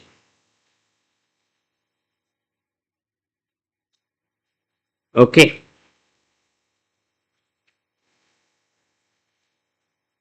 general deductions என்ன சொல்லி இருக்காங்கன்னா, சில கேரக்டர் சொல்லியிருப்பாங்க. if those characters are matching then deductible. section 36 ல specific deductions என்ன செலவுன்னு கிளியரா சொல்லிட்டாங்க, அந்த செலவு மட்டும் தான் டெபிட் பண்ண முடியும். அதுல section 36 class 1 and 1B ரெண்டையும் முத பார்க்கலாம். இந்த ரெண்டுமே 1 இல்லையா, ஐன்னு வச்சுக்கலாம். section 36 subsection 1 class 1, class 1 பதிலா class I னு வச்சுக்கலாம். I னா insurance. if you are making any payment for insuring your stock or insurance premium paid on health of employees, இது ரெண்டுமே நீங்க P&L அக்கவுண்ட்ல டெபிட் பண்ணிக்கலாம். in P&L account insurance premium for ஸ்டாக்குக்காக நீங்க பேமெண்ட் பண்ணியிருக்கிறீங்க, ஒரு 100 ரூபாய் டெபிட் பண்ணிக்கலாம். ஃபார் ஹெல்த் ஆஃப் எம்ப்ளாயீஸ் ஒரு 500 ரூபாய் பே பண்ணியிருக்கிறீங்க, நீங்க டெபிட் பண்ணிக்கலாம். அதுல ஹெல்த் ஆஃப் எம்ப்ளாயீஸ் வரும்போது சில கண்டிஷன்ஸ் இருக்கு. என்ன? if the payment is group health insurance scheme ஆக இருந்தால் கிளைம் பண்ணிக்கலாம். group insurance அந்த கம்பெனில இருக்கிற எல்லா எம்ப்ளாயிஸுக்கு சேர்த்து காமனா இன்சூர் பண்ணியிருப்பாங்க. யாராவது ஒருத்தருக்கு ஏதாவது ஆனாலும் மொத்தமா கொடுப்பாங்க, அது பேர் group insurance.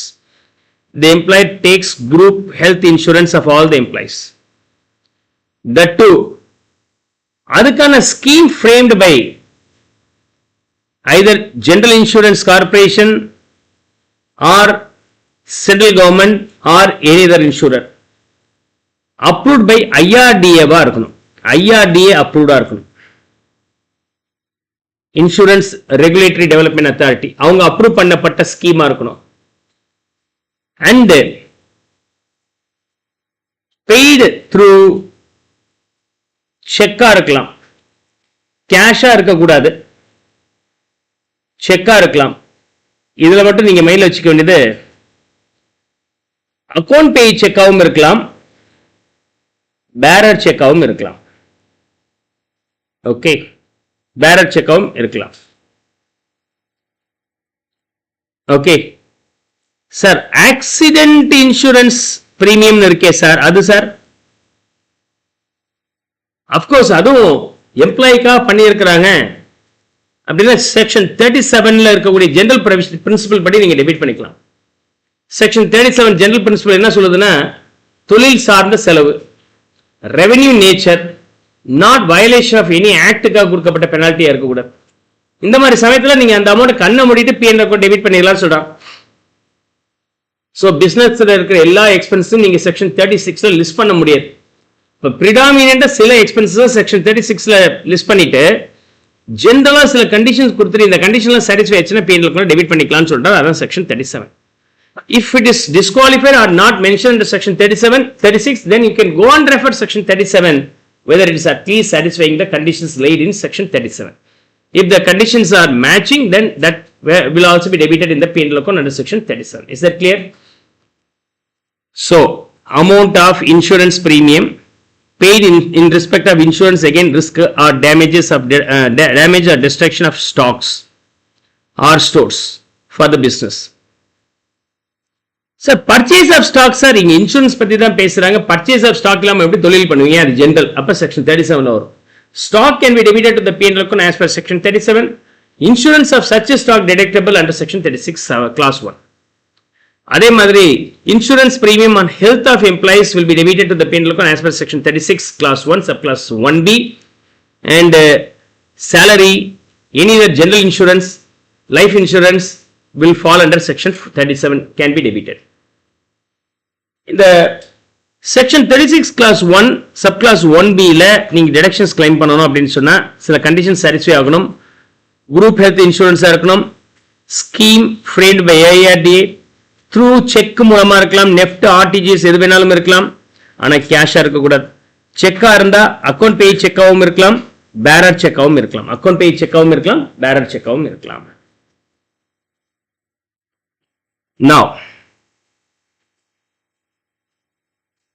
Now, section 36 class 1 subclass 2. Section 36 subsection 1 class 2. Employee work பண்ணதுக்கு salary கொடுக்கிறார், அது தவிர bonus and commission may also be payable. Understand that payment பண்ணியிருக்கணும். என்னவா இருக்கணும், பேமெண்ட் ஆயிருக்கணும். என்ன போனஸா இருக்கலாம், தீபாவளி போனஸ், ப்ரொடக்ஷன் போனஸ், இது மாதிரி இருந்தால் நீங்க டிடக்ட் பண்ணிக்கலாம். ஆனா கம்பெனியில லாபம் ஜாஸ்தி இருக்கு, அந்த லாபத்தை ஷேரா கொடுக்கணுமா அப்படின்னு சொல்லி கொடுத்தால் நாட் டிடக்டபிள். ஏன்னா கம்பெனியோட லாபம் அப்படிங்கிறது அதுல யார் யாருக்கு போய் சேரணும், கம்பெனி லாபம் preference share holders, equity share holders, government கூட ஒரு ஷேர் வந்து சேரணும். That is called tax. நீங்க பாட்டுக்கு வந்த ப்ராஃபிட்டை நான் இவங்களுக்கு டிஸ்ட்ரிபியூட் பண்றேன்னு சொல்லிட்டு டிஸ்ட்ரிபியூட் பண்றது செலவா பண்ணிருக்கீங்க, கவர்மெண்டோட ஷேர் குறையுதுன்னு அர்த்தம். அதனால should not be in the form of distribution of profit. அப்படி இல்லாத போனஸ் எதுவா இருந்தாலும் நீங்க P&L டெபிட் பண்ணிக்கலாம், ப்ரொவைடட் அத பேமெண்ட் பண்ணிருக்கணும். you have to pay this within when due date for filing of return of income, due date of filing of return of income.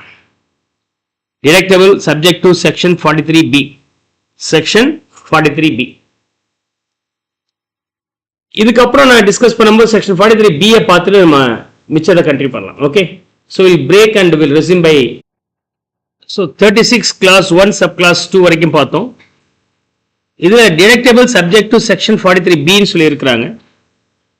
I may try to finish off section 43B beforehand. Okay,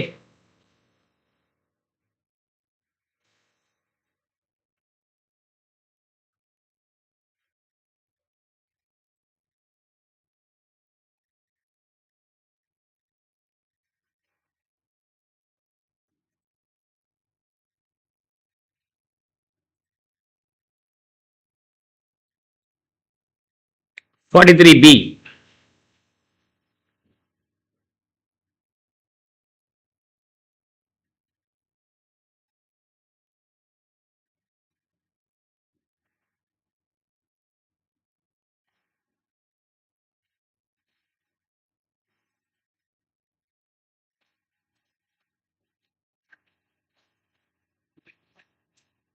This one is one of the crucial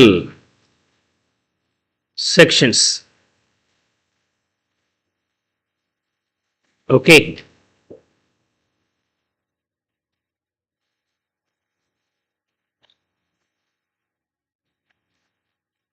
Payment basis na enna?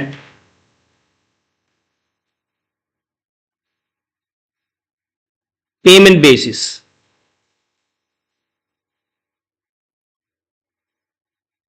For the previous year 25-26.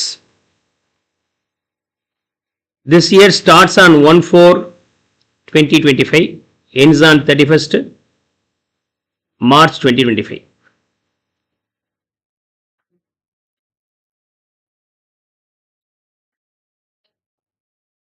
Due date of filing return of income. இது ஒரு 12 months. Due date of filing return of income அப்படிங்கிறது section 139 class 1ல பார்ப்போம். section 139 class 1. இப்போதைக்கு சிம்பிளா வச்சுக்கலாம்.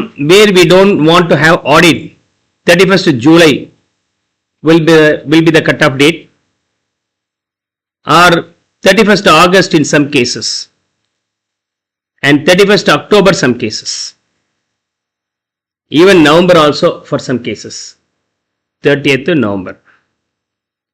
எந்தெந்த கேசஸ்ல இந்த date அப்படின்னு மைண்ட்ல வச்சுக்கிறதுக்கு நம்ம செக்ஷன் 139 கிளாஸ் 1ஓட பார்க்கலாம். ஆடிட் தேவையில்லாத பல கேசஸ்க்கு 31st ஜூலை. உங்களுடைய புக்ஸ் ஆஃப் அக்கௌண்ட் ஆடிட் பண்ண வேண்டியதா இருந்தால் பல கேசஸ்ல 31st அக்டோபர். இந்த ரெண்டு டேட் மைண்ட்ல வச்சுக்கலாம். இந்த டேட்ல இருந்து இந்த டேட்குள்ளார பேமெண்ட் பண்ணியிருந்தாதான் பேமெண்ட் அப்படின்னு சொல்லி எடுத்துக்கிறோம் டிடக்ஷன். அல்லது இந்த டேட்டுக்குரியது இந்த டேட் வரைக்கும் பேமெண்ட் பண்ணியிருந்தாலும் டிடக்ஷன்ஸ் உண்டு அப்படிங்கிறது ரெண்டாவது கேஸ். நடுவில் due date for that purpose, PF purpose, இந்த டேட்ல இருந்து இந்த டேட்குள்ளார டிடக்ஷன்ஸ் பேமெண்ட் பண்ணியிருந்தாலும் டிடக்ஷன்ஸ் உண்டு அப்படின்னு 3 கேஸ் பார்க்கிறோம். இப்போ what is called payment date? Deductible under payment basis அப்படின்னா பேமெண்ட்னா என்ன மீன் பண்றாங்க? Okay, what is called payment? First scenario should be paid within the year end, the last date of the financial year, 31st March குள்ளார. இன்னொன்று வந்து 1/4/2025 எடுத்துக்கிட்டு எதுக்காக payment பண்றீங்களோ அந்த பேமெண்ட்டுக்கு ஏதாவது டியூ டேட் இருந்துச்சுன்னா அந்த டியூ டேட்டுக்குள்ளார பே பண்ணணும், எஸ்பெஷலி பிஎஃப் வரும். இன்னொரு கேஸ்ல பேமெண்ட் சொன்னால் 1/4/25 எடுத்துட்டு due date for filing of return of income அந்த டேட் வரைக்கும் நீங்க டைம் எடுத்துக்கலாம். அந்த டேட்குள்ள பேமெண்ட் பண்ணதாக அர்த்தம். இது நீங்க எங்க பாத்தீங்க? Okay, municipal tax paid on payment basis அப்படிங்கிறது இன்கம் ஃப்ரம் ஹவுஸ் ப்ராப்பர்ட்டில பாத்தீங்க. Income from house property 31st மார்ச்க்குள்ளார பேமெண்ட் பண்ணால் டிடக்ஷன்ஸ் கிளைம் பண்ணிக்கலாம், இல்லைன்னா பண்ண முடியாது. கிராஸ் ஆனுவல் வேல்யூ வந்து municipal tax paid can be deductible only if the payment is made within 31st March 2026 அந்த வருஷத்துக்குள்ளார. செக்ஷன் 43B சில பேமெண்ட் வந்து deductible under payment basis mention under section 43B. இந்த 43B ல சொல்லப்பட்ட லிஸ்ட் எல்லாம் இருக்கு இல்லையா, என்னைக்குள்ளார கொடுக்கணும்னா 1/4/25 ஆரம்பிச்சு due date of filing of return of income as per section 139 clause 1 அது வரைக்கும் நீங்க எடுத்துக்கலாம். 31st July 2025 26, okay, 26 or 31st October 2026 as the case may be. Audit உங்களுடைய books of accounts audit பண்றதா இருந்தால் last date 31st October, requires no auditனா கொஞ்சம் அஹெடாவே முடிச்சிடலாம்னே 31st July. நீங்க அந்த டியூ டேட்டுக்கு முன்னாடி பேமெண்ட் பண்ணிட்டீங்கன்னா டிடக்ஷன்ஸ் கிளைம் பண்ணிக்கலாம், இல்லைன்னா பண்ண முடியாது. இது வந்து செக்ஷன் 43B ல சொல்லி இருக்கிறாங்க. Payment should be within the due date prescribed in the relevant act. எந்த பர்பஸ்க்கு டெபாசிட் பண்றீமோ அந்த பர்பஸ்க்காக டெபாசிட் பண்ற டேட்டுக்குள்ளார பண்ணிட்டீங்கன்னா டியூ டேட்டுக்குள்ளார டிடக்ஷன் பே பண்ணிக்கலாம் அப்படிங்கிறது மூணாவது case. These are the 3 cases. இப்போ நம்ம 43B மட்டும் பார்க்க போறோம். as per section 43B, deduction is available once a payment is done before the due date for filing of return of income, except 43B class H. இந்த H தவிர H மட்டும் நம்ம தனியாக பார்க்கணும். மிச்சம் எல்லாமே G வரைக்கும் இருக்கிற எல்லாமே ROI ஃபைலிங் டியூ டேட்டுக்கு முன்னாடி நீங்க பேமெண்ட் பண்ண டிடக்ஷன் கிளைம் பண்ணிக்கலாம். ஓகே, என்னென்ன இருக்கு? Tax, duty, cess, employers contribution to PPF, RPF, superannuation fund, NPS or other funds as per the law. Employers கொடுக்கக்கூடிய bonus or commission and interest on loan borrowed. இன்ட்ரெஸ்ட்ல 3. நீங்க loan எங்க இருந்து வாங்குனீங்க? PFIயா, SFCயா, ஸ்டேட் இண்டஸ்ட்ரியல் இன்வெஸ்ட்மெண்ட் கார்பரேஷனா, அதாவது financial institution, public financial institution, state financial corporation, state industrial investment corporation. அப்படி இல்லை சார், நான் வாங்கின loan scheduled bank, cooperative bank. where the cooperative bank other than a primary agricultural credit society or primary cooperative agricultural and rural development bank. விவசாயத்துக்கு loan கொடுக்கக்கூடிய cooperative bank தவிர மிச்ச எல்லா பேங்க்கும். scheduled bank, cooperative bankல இருந்து நீங்க loan வாங்கியிருந்தால் you can claim the deductions. You can claim the deductions only on payment basis. Financial institution, scheduled bank. NBFC ஆக இருந்தால் non banking financial corporations. Okay. So அந்த கேஸ்லயும் நீங்க payment பண்றதாக இருந்தால் within the due date for filing of return of income குள்ளார பண்ணியிருந்தா மட்டும்தான் இந்த இன்ட்ரெஸ்ட்டை debit பண்ணிக்கலாம். என்னென்ன இருக்கு? Tax, duty, cess, PF amount, எம்ப்ளாய்க்குரிய போனஸ் அண்ட் கமிஷன், இன்ட்ரெஸ்ட். எம்ப்ளாய்க்கு லீவ் என்கேஷ்மெண்ட் கொடுத்திருந்தால் அந்த வருஷத்துக்குள்ளார பேமெண்ட் பண்ணால் இந்த அக்கௌண்ட் டெபிட் பண்ணிக்கலாம், இல்லைன்னா பண்ண முடியாது. Leave encashment. Payment to Indian railway for use of railway assets. ரயில்வேயோடைய அசெட்ஸை பல பேத்துக்கு வாடகை கொடுக்கலாம். ஓகே, ஜங்ஷன், ரயில்வே ஜங்ஷன் போறீங்க, அங்கங்க கேன்டீன்லாம் இருக்கு, A2B வச்சிருக்கிறாங்க, வசந்த பவன் வச்சிருக்கிறாங்க. அதெல்லாம் ரயில்வேயோடைய ப்ராப்பர்ட்டிக்கு இவங்க ரெண்ட்டுக்கு எடுத்து தங்கி இருக்கிறாங்க. ஆர் அந்த ரயில்வே ப்ராப்பர்ட்டி வேற ஏதாவது பர்பஸ் யூஸ் பண்றாங்க. இப்போ பார்த்தீங்கன்னா ஃபோர்ட் ஸ்டேஷனில் இருக்கக்கூடிய இந்த ரயில்வே ப்ராப்பர்ட்டிக்குள்ளார ஒரு ப்ளே ஏரியா கொண்டு வந்துட்டாங்க. ஓகே, ப்ளே ஏரியா மாதிரி பெருசாக போட்டு ரெண்ட்டுக்கு சம்பாதிக்கிறாங்க. If the private players are getting the railway properties for their own business purpose, அதுக்குரிய பேமெண்ட் இருந்துச்சுன்னா payment should be done within the due date for filing of return of income, only then that expenses can be debited. So ரொம்ப simple. Government கட்ட வேண்டியது tax, due, cess, account, statutory accounts like PPF, RPF, superannuation fund, NPS, other funds as per the law, and interest, 3 விதமான interest, financial institution, NBFC as well as scheduled bank and cooperative bank. And employee உடைய bonus and commission, leave encashment. எம்ப்ளாய்க்கு 2 விஷயங்கள் வருது. payment to Indian Railways for use of railway assets. These things can be deductible only on payment basis. On payment basis. Hல பொறுத்த வரைக்கும் payment பேசிஸ்னா என்ன? இந்த மாதிரி வரும். இந்த மாதிரி ஒரு exception case. Okay, so XYZ Limited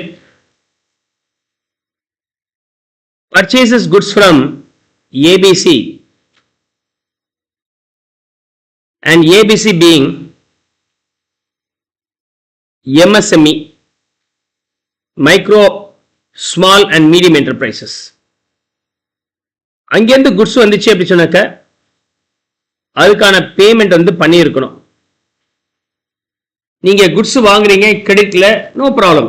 terms of agreement படி 2 months 3 months கிரெடிட் பீரியட்ல இருக்கும். But if you are purchasing from MSME, small கம்பெனிலே, மைக்ரோ, ஸ்மால், மீடியம் என்டர்பிரைசஸ், அதுக்கான பேமெண்ட் வந்து வித்தின் த டியூ டேட் குள்ளார கொடுத்துருக்கணும். பட் 15 நாளுக்குள்ளார அலோவ் பண்ணலாம், 15 days.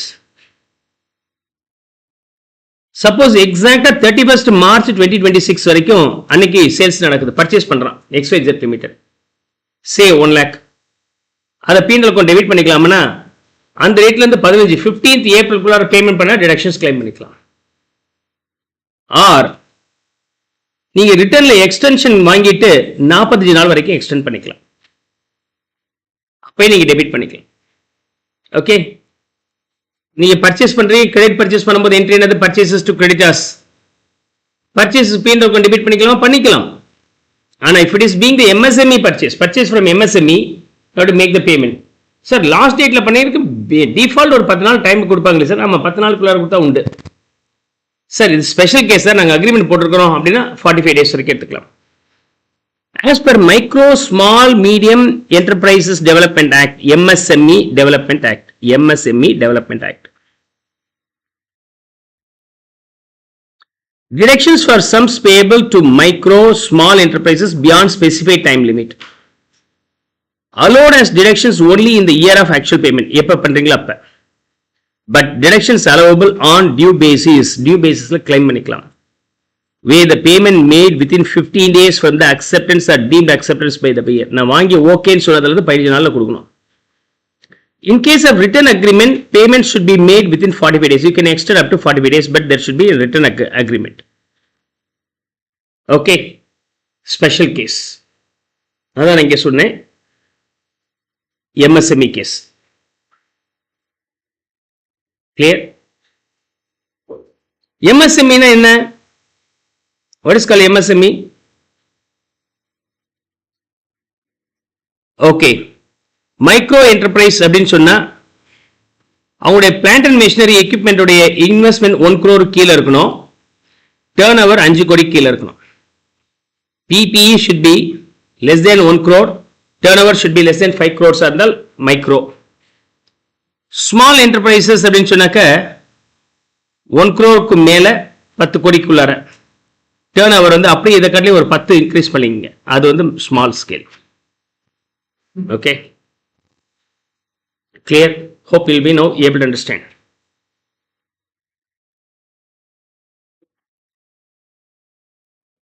Now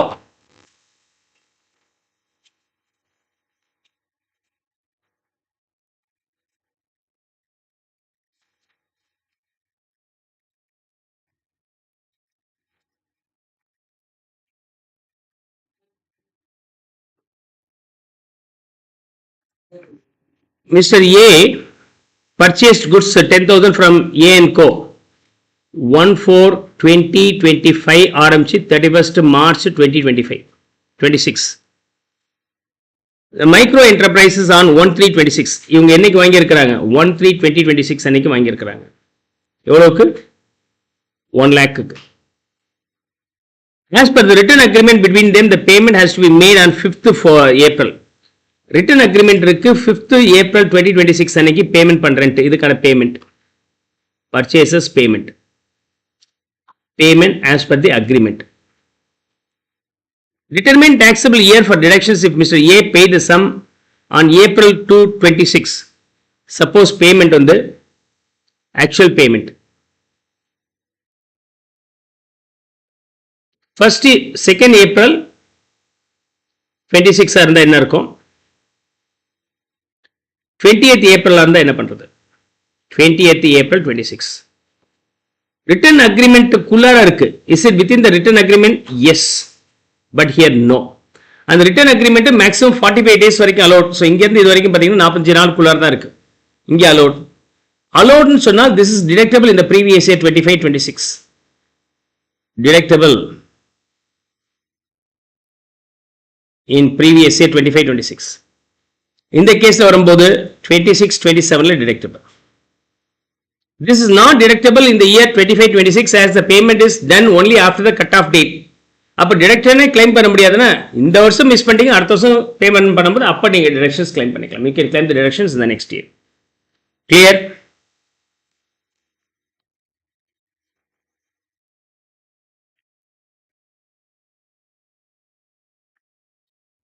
Clear? Shall we move on to the next one?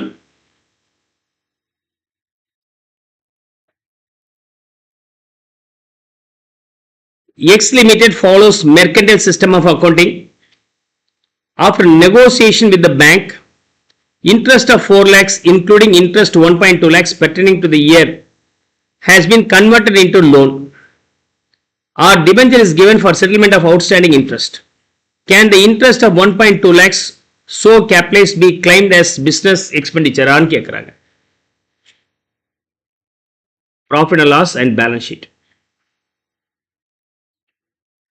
இங்கே loan இருக்கு, அது ஒரு 2.8 lakhs. இதுக்கு இன்ட்ரெஸ்ட் P&L டெபிட் பண்ணிட்டீங்க 1.2 lakhs. ஆனால் பேமெண்ட் பண்ணல அப்படின்னு சொன்னாக்கா அது பேலன்ஸ் ஷீட் லைபிலிட்டி சைடில் அவுட்ஸ்டாண்டிங் இன்ட்ரெஸ்ட்னு போட்டுக்கலாம் 1.2 lakhs. எப்படி தான் டெபிட் பண்ணுவீங்க? எப்படி பண்ணுவீங்க? லோன் 2.8 லட்சம், அதுக்கு இன்ட்ரெஸ்ட் 1.2 lakhsனா interest will be debited to the P&L account and பெய்டுன்னு சொன்னால் பேங்க்ல இருந்து ரெடியூஸ் ஆகும், கேஷ்ல இருந்து ரெடியூஸ் ஆகும். பேமெண்ட் ஆகலன்னா அவுட்ஸ்டாண்டிங் இன்ட்ரெஸ்ட்னு போடுவீங்க. Clear? What is journal entry for the interest outstanding for the period? பேமெண்ட்னா இன்ட்ரெஸ்ட் பேங்க், பேமெண்ட் இல்லை அப்படின்னா interest outstanding interest. For taxation purpose payment basis சொல்லி இருக்கிறாங்க. இவன் என்ன பண்ணிட்டான், இந்த மொத்தத்துக்கும் சேர்த்து லெண்டர் கிட்ட நெகோஷியேட் பண்ணி டிபெஞ்சரா வாங்கிக்கோப்பா அப்படின்னு சொல்லிட்டு டிபெஞ்சரா கொடுத்துறாங்க. இப்போ டிபெஞ்சர் எவ்வளோ இருக்கு? 4 lakhs. Do we have any outstanding interest here? We don't have any outstanding interest. அப்படின்னா இந்த இன்ட்ரெஸ்ட்டை பெய்டுன்னு அஷ்யூம் பண்ணிக்கலாமா? Is it paid for claiming the tax benefit purpose? No, it is converted into the another form of debt only, so it is not considered as a payment for the taxation purpose. நாளைக்கு இந்த டிபெஞ்சரை எப்போ நீங்க payment பண்றீங்களோ அன்னைக்கு தான் இதை P&L debit பண்ணிக்கலாம், இன்னைக்கு நீங்க டெபிட் பண்ண முடியாது. so this will be disqualified. net profit கண்டுபிடிச்சது after 1.2 lakhs டெபிட் பண்ண பிறகு. அப்ப இந்த 1.2 lakhs டெபிட் பண்ண கூடாதுன்னா that should be added back to arrive the PGBP for the taxation purpose. Is that clear? Can interest 1.2 lakhs so capitalized be claimed as business expenditure? No. But deductible on payment of such a converted loan. இந்த லோனை எப்ப நீங்க repayment பண்றீங்களோ அன்னைக்கு 1.2 lakhs payment பண்ணும்போது debit பண்ணிக்கலாம். Okay, கன்வெர்ட்டட நீங்க debit பண்ணிக்கலாம். Clear? Hope you'll be now able to understand this part. Then one more aspect.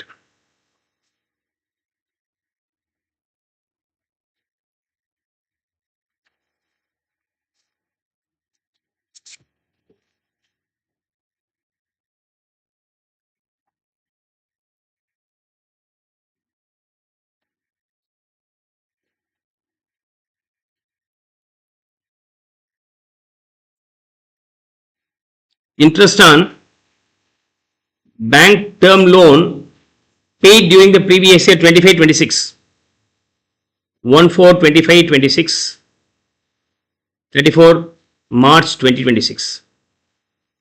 இந்த டேட்ல பே பண்ணது 1,21,000. 1,21,000.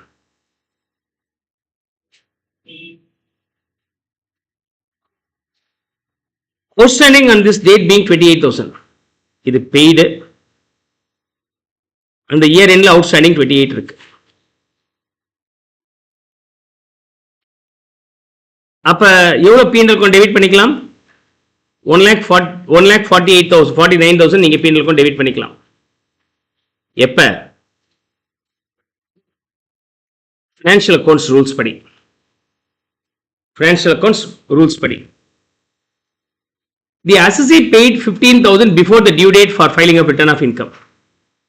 Due date for filing of return of income. Okay. Audit பண்றதாக இருந்தால் 31st July 26 ஆடிட் தேவையில்லைன்னா ஆடிட் பண்றதா இருந்தால் 31st October 26 நம்ம எடுத்துக்கலாம். 31st October 26.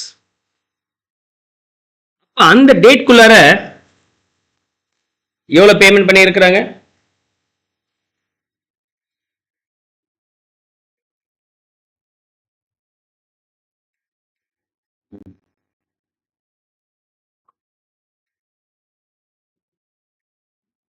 எவ்வளவு பே பண்ணி இருக்கிறாங்க? 15,000 பே பண்ணியாச்சு.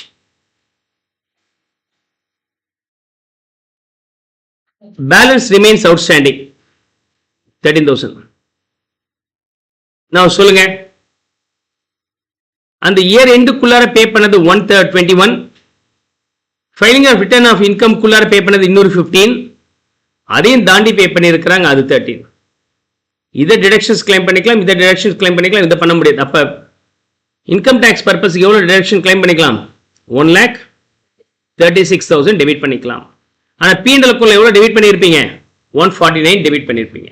அக்ரூவல் பேசிஸ், மெர்கண்டைல் பேசிஸில் நம்ம சால்வ் பண்ணியிருப்போம் ஃபினான்ஷியல் அக்கௌண்ட்ஸில். டாக்ஸேஷன் பர்பஸ்க்கு வரும்போது payment பேசிஸ்னா should be paid before the due date of filing of return of income. அதுக்குள்ளார பே பண்ணியிருந்தால் நீங்கள் டிடக்ஷன்ஸ் கிளைம் பண்ணிக்கலாம்.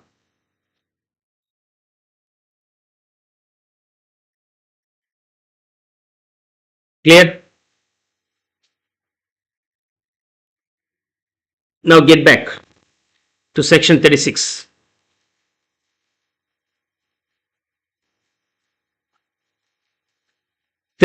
இப்ப என்ன பார்த்தோம்? Bonus or commission subject to applicability of section 43B. அப்படின்னா bonus and commission P&L debit பண்ணிக்கலாம்னா பண்ணிக்கலாம், but it should be paid before the due date of filing of return of income. Let's now start with section 36 class 1 subclass 3.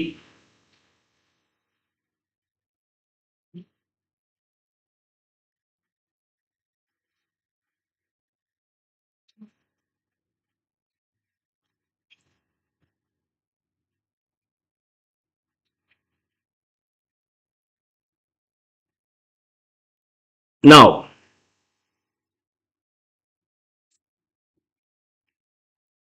சொல்லுங்க.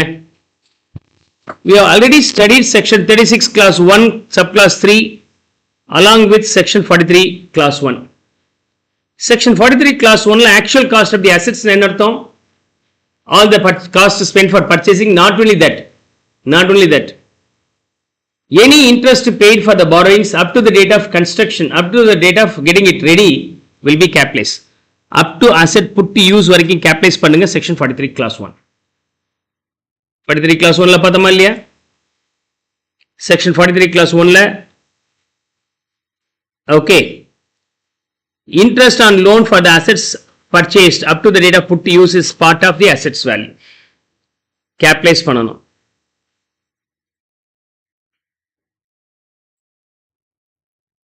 Okay.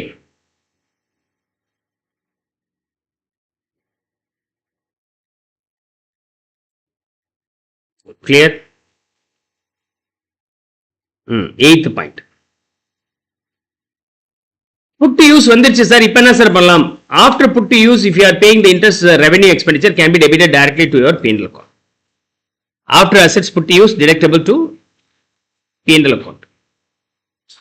அதே if the loan borrowed from banks, financial institutions, NBFC, cooperative bank, except the primary agricultural bank இருந்துச்சுன்னா, that interest payable to these sector can be deducted subject to condition under section 43B. அதாவது should be paid before the due date of filing of return of income. அதுக்குள்ளார payment பண்ணால் நீங்கள் deductions claim பண்ணிக்கலாம். Right. Some additional notes to be kept in your mind for the interest calculations. Interest on late payment of sales tax, interest on overdraft facility, interest on loan advance to sister concern on commercial expediency.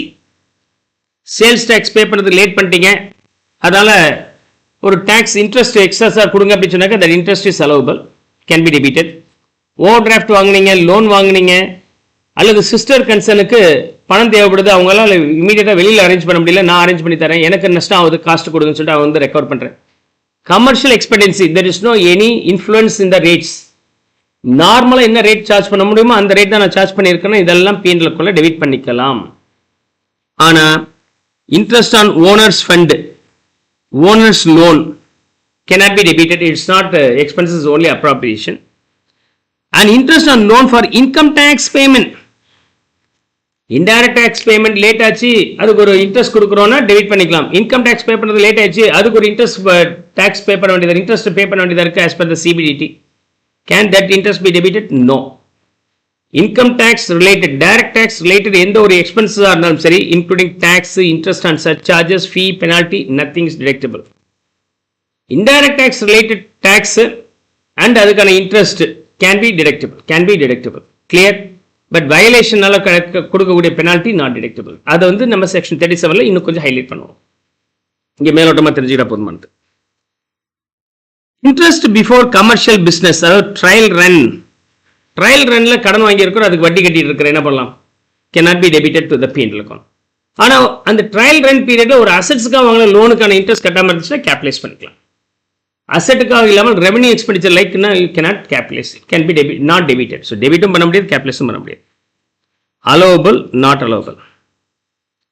அதே மாதிரி நார்மலாக பேங்க்ல rate of interest 12% இருக்கு, இவன் 48% interest கட்டி loan வாங்குறான். அப்ப income tax department question பண்ணலாமா, ஏன் 48% மார்க்கெட்ல வெறும் 12% இன்ட்ரெஸ்ட் கிடைக்குது அப்படின்னு கேள்வி கேட்கலாமா? the income tax department cannot question. எதுக்காக borrow பண்ணீங்க, need of borrowing, அதெல்லாம் கேள்வி கேட்க வேண்டிய அவசியம் இல்லை, முடியாதும் கூட. So as per section 36 class 1 subclass 3, interest on money borrowed can be debited. Clear? Now next one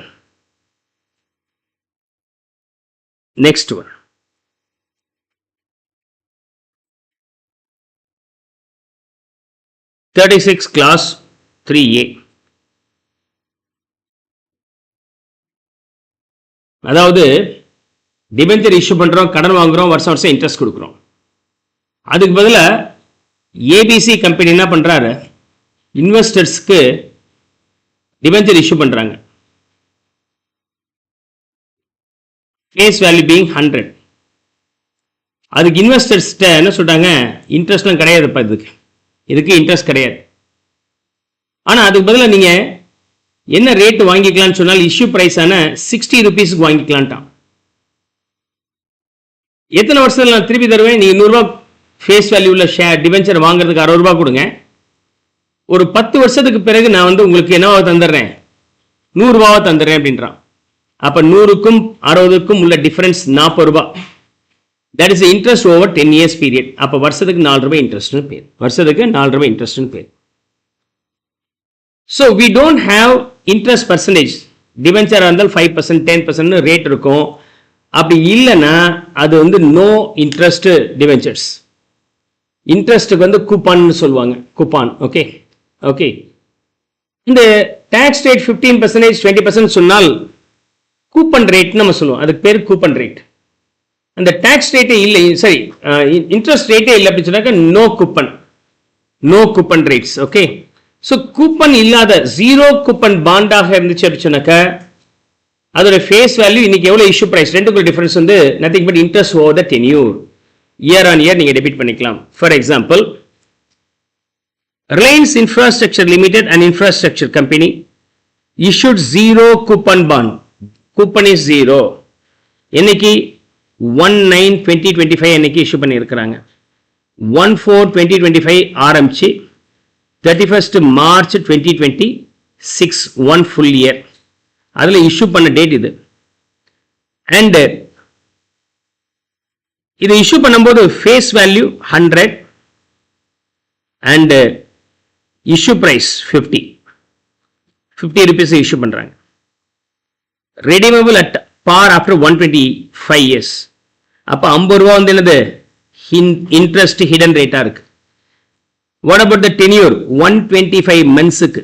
அப்போ 50 ரூபீஸ் இஸ் ஃபார் 125 மந்த்ஸ்னா பர் மந்த்துக்கு ரஃபா எவ்வளோ இன்ட்ரெஸ்ட் வருது, 0.4 40 பைசே பர் டிபெஞ்சர். ஒரு டிபெஞ்சருக்கு 40 paisa. Public subscribe 50,000 bonds.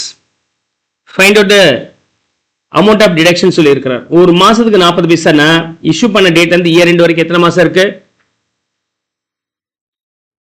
7 months இருக்கா.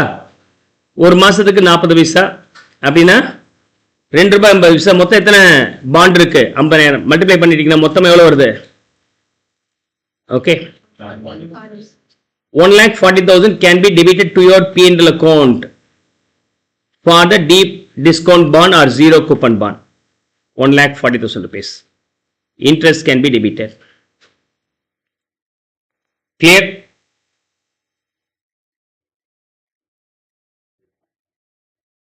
Now, எல்லா கேஸ்லயும் இது அப்ளிகபிள் ஆனா இல்ல sir. This will be applicable only for infrastructure capital company, infrastructure capital fund, public sector company, scheduled bank. இவங்களுக்கு மட்டும்தான் உண்டு. இன்ஃப்ராஸ்ட்ரக்சர் கம்பெனினா உங்கள்கிட்ட ஷேர் இஷ்யூ பண்ணி பணம் கலெக்ட் பண்ணி இல்லை பாண்ட் இஷ்யூ பண்ணி பணம் கலெக்ட் பண்ணி இன்ஃப்ராஸ்ட்ரக்சர் டெவலப் பண்ணக்கூடிய ஏதாவது கம்பெனி இருந்தால் அதில் நான் இன்வெஸ்ட் பண்ணலாம். அல்லது இன்ஃப்ராஸ்ட்ரக்சர் டெவலப் பண்ணுற ப்ராஜெக்ட் நானே அண்டர்டேக் பண்ண அதில் போடலாம். இன்ஃப்ராஸ்ட்ரக்சர்னா ரோடு, டேமு, பெரிய பெரிய ஆண்டனாஸ் யூஸ் பண்ணுறீங்க, ஏர்டெல் அது மாதிரிலாம், இதெல்லாம் இன்ஃப்ராஸ்ட்ரக்சர் கேபிட்டல் ஃபண்ட். அதுக்காக ஃபண்டை கலெக்ட் பண்ணி அந்த பர்பஸுக்கு நான் யூஸ் பண்ணலாம். இல்லை அந்த பர்பஸுக்கு யார் யூஸ் பண்ணுறாங்க அவங்க அக்கௌண்ட்டில் போய் நான் இன்வெஸ்ட் பண்ணி கொடுக்கலாம், அவங்களோட ஷேர்ஸில் இன்வெஸ்ட் பண்ணலாம். அப்படி பண்ணும்போது இஷ்யூ பண்ணப்பட்ட பாண்ட் மட்டும்தான் எலிஜிபிளாக வருது under section 36 clause 1 sub clause 3A. And அதோடைய டேர்ம் வந்து மினிமம் 10 வருஷம், மேக்ஸிமம் 20 இயர்ஸ் இருக்கணும். 10 to 20 இயர்ஸ். பெனிஃபிட் வந்து ஷேர் அந்த பாண்ட் ஹோல்டருக்கு ஏதாவது பெனிஃபிட் இருக்கா? இல்லை, அதான் zero coupon. No benefit before the maturity or redemption date, எதுவுமே கிடைக்காது. அப்போ மெச்சூரிட்டி டேட்டில் ஃபேஸ் வேல்யூ திருப்பி தருவேன், இஷ்யூ ப்ரைஸ் வரும்போது ரொம்ப கம்மியாக இருக்கும். ரெண்டுக்குள்ள டிஃபரன்ஸ் தான் discount, otherwise is equal to the interest. அதில் நீங்கள் எவ்வளோ டிடக்ஷன்ஸ் கிளைம் பண்ணிக்கலாம்னா அந்த discount divided by life of the bond in calendar month, that you have to understand what is called calendar month. Okay, life of the bond in calendar month, that too. Okay, 15 days or more இருந்தா 1 calendar month ஆக நம்ம consider பண்ணிக்கணும். 15 days or more இருந்தா 1 calendar month ஆக consider பண்ணிக்கணும். அப்படின்னா இந்த ஷேர்ல பொறுத்த வரைக்கும் ரெண்டுக்குள்ள டிஃபரன்ஸ் வந்து 50 ரூபாய், 100 மைனஸ் 50 ரூபாய். Number of calendar month being 125, number of calendar month being 125. அப்படின்னா இதுதான் discount per month or interest per month. எத்தனை மாதம் இருக்கோ கால்குலேட் பண்ணிடுங்க. இதுக்கு டிடிஎஸ் உண்டானா TDS not applicable, TDS not applicable. இந்த 15 or more days will be consider as 1 கேலண்டர் மந்த்னு சொல்றாங்க. ஓகே, உதாரணத்தை பொறுத்த வரைக்கும் 100 ரூபாய் அண்ட் 80 ரூபாய் face value issue price. Face value issue price. Issue பண்ண டேட் வந்து date of issue.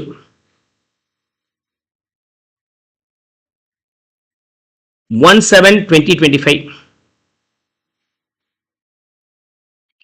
Period 2 years. ஆக்சுவலா 2 years கிடையாது, 10 வருஷத்துக்கு மேல இருக்கணும், 20 வருஷத்துக்குள்ளார இருக்கணும். நான் சிம்பிளா இருக்கட்டும் அப்படிங்கிறதுக்காக 2 வருஷமா வச்சிருக்கிறேன். 2 years. அப்போ what is the amount deductible for the previous year? 25/26. 25/26. 17/25ல இருந்து 2 வருஷம்ல என்னைக்கு வரும்? 36/26/27. 36/27. Is that clear? புரியுதா? அப்படின்னா 1/4/2025, 31st March 2026, 31st March 2027,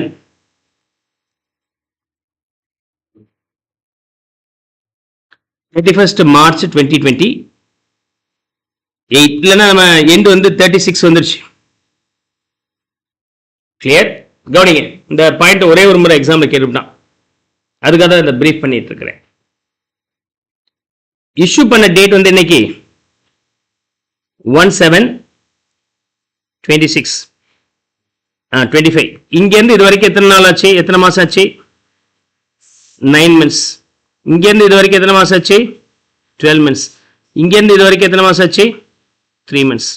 மொத்தம் 24 months இருக்கு. So the difference between the face value and the issue price is amortized over 24 months. அப்ப discount per month எவ்வளவுங்க?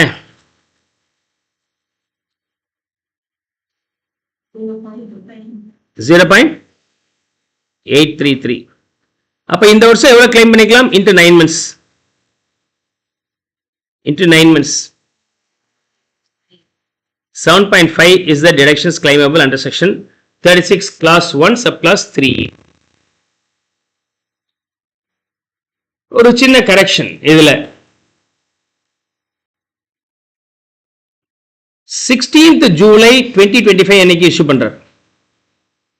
இப்ப இந்த சம் எப்படி மாறும்? 15th 16th July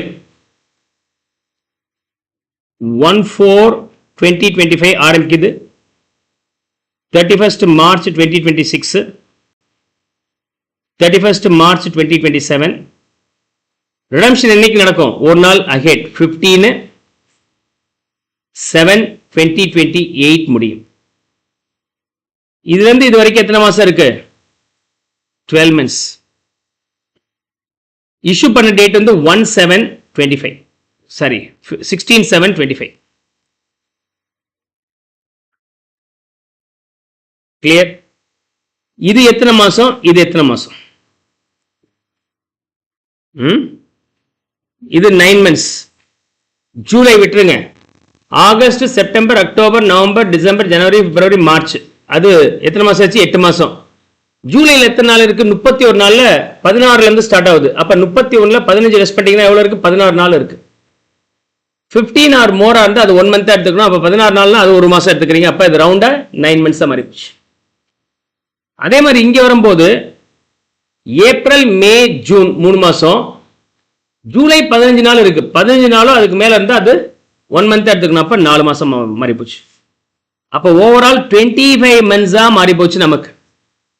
Now the deductions claimable being 100 rupees, issue price 80 divided by 25 month, 0.8. Now how much you can claim for the current year?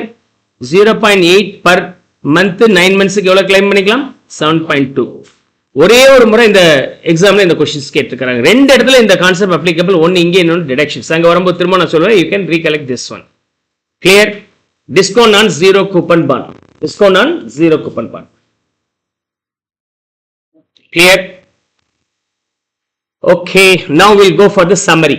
இது வரைக்கும் நடத்தின summary பண்ணிட்டு அதுக்கப்புறம் அடுத்தது பார்க்கலாம். அடுத்தது கொஞ்சம் டீட்டெயிலா பேசணும். Okay, let's see. என்னென்ன படிச்சோம்? We started with section 28. 28 is nothing but PGBP section.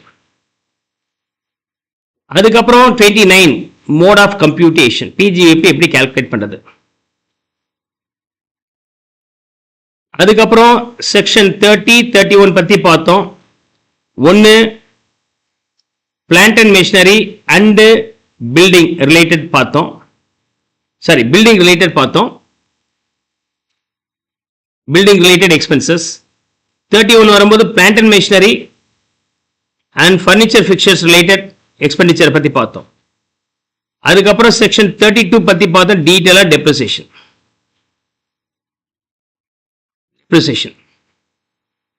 அதுக்கப்புறம் we discuss section 33 AB, tea, coffee, rubber, அதை பத்தி பார்த்தோம். செக்ஷன் 35 சயின்டிபிக் R&D கான donations, contributions, own business spending எல்லாம் பார்த்தோம். தென் செக்ஷன் 35 AD ஸ்பெசிஃபைட் பிசினஸ் பத்தி பார்த்தோம். 35 AD. தென் செக்ஷன் 35 D preliminary expenses பத்தி பார்த்தோம். 35 D. தென் 36 class 1 ஸ்பெசிபிக் டிடக்ஷன் லிஸ்ட் பத்தி பார்த்துட்டு இருக்கிறோம்.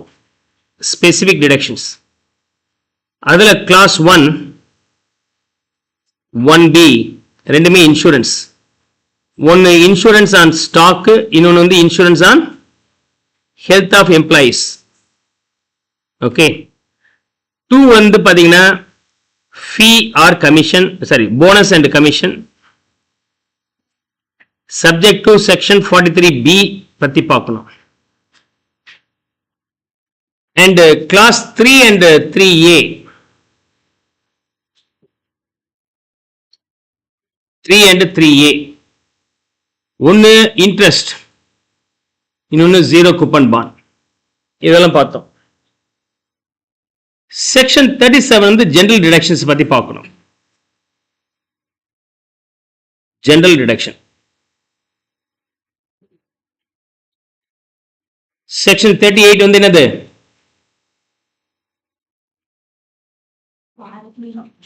used partly for business as well as partly for personal. Partly for personal and the amount disqualified section 38 பத்தி பார்த்தோம். Then we refer section 41 class 1, 2, 3 அதுல 2 balancing charge பத்தி பார்த்தோம். இது scientific R&D assets யூஸ் பண்ண பிறகு வித்துடுறாங்க without other use. 4 வந்து bad debt பத்தி வரும்னு சொன்னோம், அது பார்க்க போறோம் இனிமேல். 41 class 1. Then section 43 class 1 we discussed actual cost calculation. And then 43A forex plus or minus with respect to assets will be adjusted in the assets WD value or assets value as the case may be. Depreciable assets இருந்தால் assets value ல plus or minus WD ல இருந்து plus or minus பண்ணனும்னு பார்த்தோம். Section 43B is all about deductions on payment basis only allowed. Payment basis only allowed. This one is with reference to 43B. Interest with reference to section 43B நம்ம பார்க்கணும். Clear? So these are the concepts we have covered in detail. ஒரு section எடுத்தாலே அதில் என்னென்ன bullet points இருக்குங்கிறத உங்களால் மைண்டில் recollect பண்ணிக்க முடியணும், அந்த அளவுக்கு வரணும் கிளாரிட்டி. அதனால மெமரைஸ் பண்ணுங்க. You have to do memorizing again and again.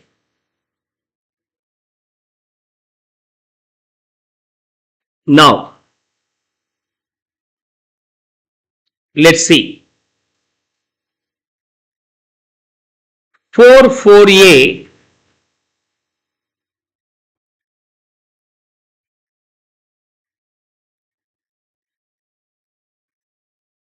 and 5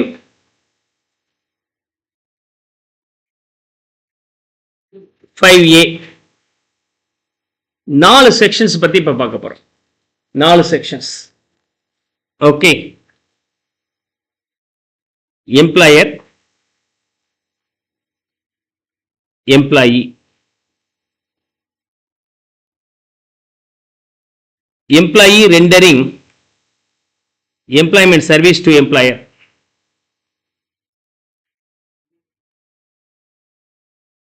employment service.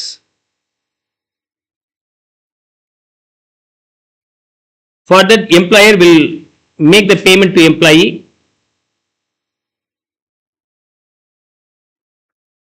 Salary, say rupees 1 lakh per month னு வச்சுக்கலாம். Apart from that, employer deposits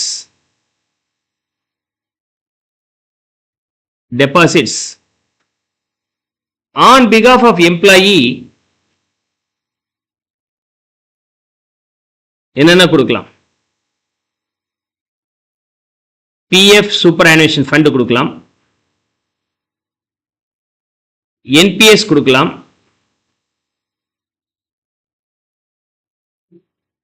and கிராஜுவிட்டிக்காக deposit பண்ணி வச்சுக்கலாம்.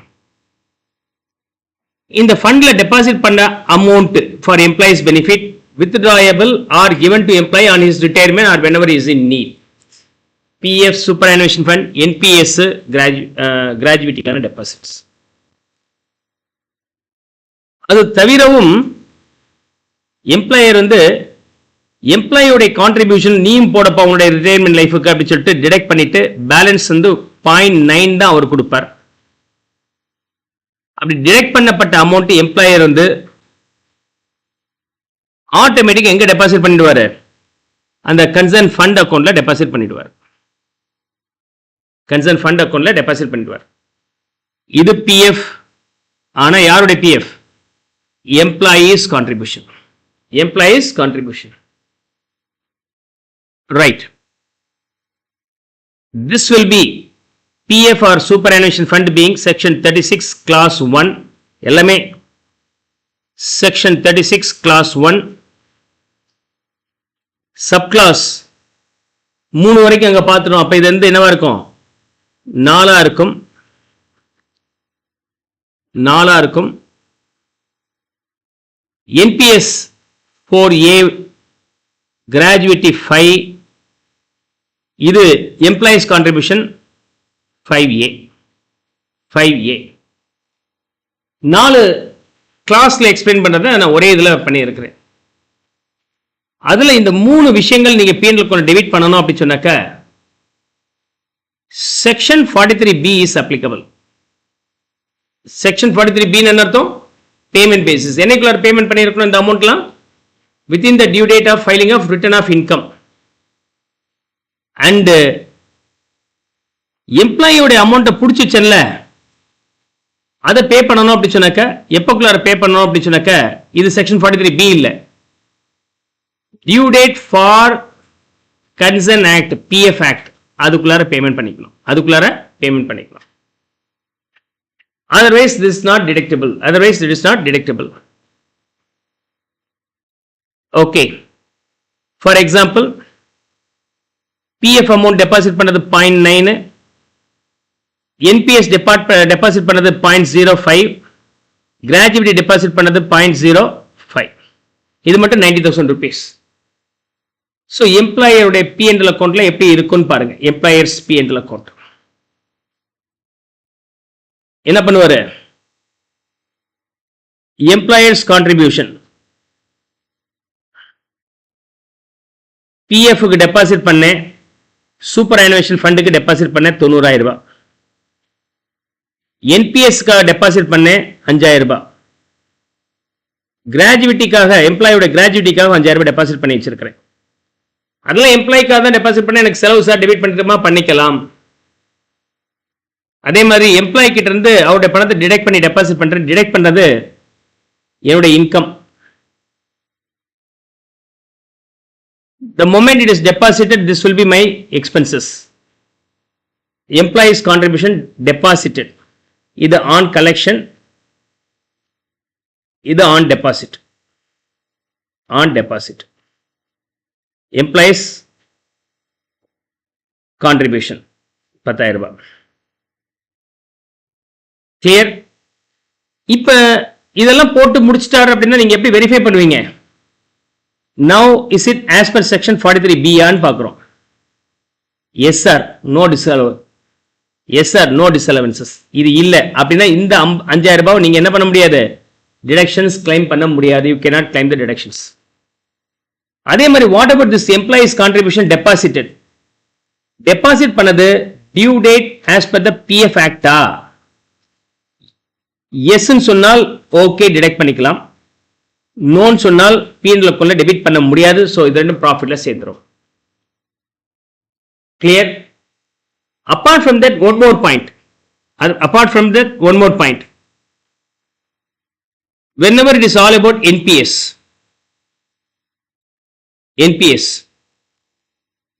பொறுத்த வரைக்கும் செக்ஷன் 43B படி பேமெண்ட் பண்றதுங்கிறது ஒரு பாயிண்ட். ரெண்டாவது 10% ஆஃப் சேலரிக்கு மேல இருக்கக்கூடாது, ரெஸ்ட்ரிக்டட் டு 10% சேலரி. இது 5,000 ரூபாய்க்கு பதிலா 15,000 ரூபாய் கொடுத்திருந்தாருன்னா employer that to within the due date, but சேலரியில 10% போட்டா எவ்வளவுதான் அலோடு? 10,000 ரூபாய் மட்டும் தான் அலோட், பேலன்ஸ் 5,000 ரூபாய் அலோடு இல்லைன்னு அர்த்தம். சோ 4 பிரிச்சுட்டீங்க. PF superannuation fund, NPS, கிராஜுவிட்டி. இந்த 3 பர்பஸ்க்கு எம்ப்ளாயோட பேர்ல அவருடைய அக்கவுண்ட்ல டெபாசிட் பண்ணால் should be deposited within the due date for filing of return of income as per section 43B allowed. ஆனா NPS க்கு ஒரு additional condition. என்ன additional condition for the NPS? Overall payment by employer for the employee's purpose should not be more than 10% of the salary. இதுக்கு மட்டும் NPS க்கு மட்டும். அதுக்கு மேல இருந்தா அதுவும் disqualified. 10% கட்டாம இருந்தா அதுவும் disqualified. மொத 10% மேல இருந்தா disqualify பண்ணிடுங்க. கட்டினது வந்து டியூ டேட்டுக்கு முன்னாடி கட்டிருந்தா அலோடு, டியூ டேட் பின்னாடி இருந்தா அலோடு இல்ல. எம்ப்ளாயியோட கான்ட்ரிபியூஷன் வாங்கிட்டு நான் அந்த இன்கம் சொல்லி அக்கௌண்ட்ல போடணும். ஆனா அதை நான் within the due date for the PF act படி நான் டெபாசிட் பண்ணேன்னா அது இன்கம் வந்து எக்ஸ்க்ளூட் பண்ணிக்கலாம். So these are the 4 aspects are covered in single shot. Okay, let's see. இது ப்ரொவிஷன்ஸோட நான் பிரீஃப் பண்றேன் so that you'll be able to understand all these concepts easily. First 4 வந்து என்னது? PF and superannuation is deductible. டிடக்டபிளா? ஆமா. எப்ப? section 43B is applicable. நம்ம பார்த்தாச்சு. section 36 class 1 subclass 4A இது வந்து என்னது NPS national pension scheme. okay deductible subject to section 43B. ஆனா deduction is restricted to 10% of salary only. Salary for this purpose being basic and DA forming part of salary. okay இந்த sumல 15000 ரூபாய் கொடுத்திருக்கார் அப்படி சொன்னாக்க எவ்வளவு தான் அலோட்? salary-ல 10% 10000 ரூபாய் தான் அலோட். மிச்சம் 5000 ரூபாய் இருக்குல அது அலோடா சார்னா அது அலோடே கிடையாது. only 10000 can be deductible. only 10000 can be deductible. right. section 40A class 9 ல that NPS contribution in excess of 10% இருக்குல்ல இந்த sumல salary வந்து 1 lakh NPS contribution வந்து 15000 ரூபாய் பண்ணி இருக்கீங்க. லிமிட் எவ்வளோ? salary-ல 10% 10000 தான் allowed, balance 5000 disallowed. disallowed னு யார் சொல்றா? section 40A class 9 ல சொல்லி இருக்காங்க. section 40A class 9 we'll see that later on.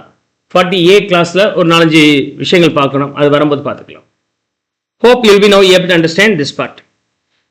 let's see an illustration for this NPS கான illustration. NPS கான illustration.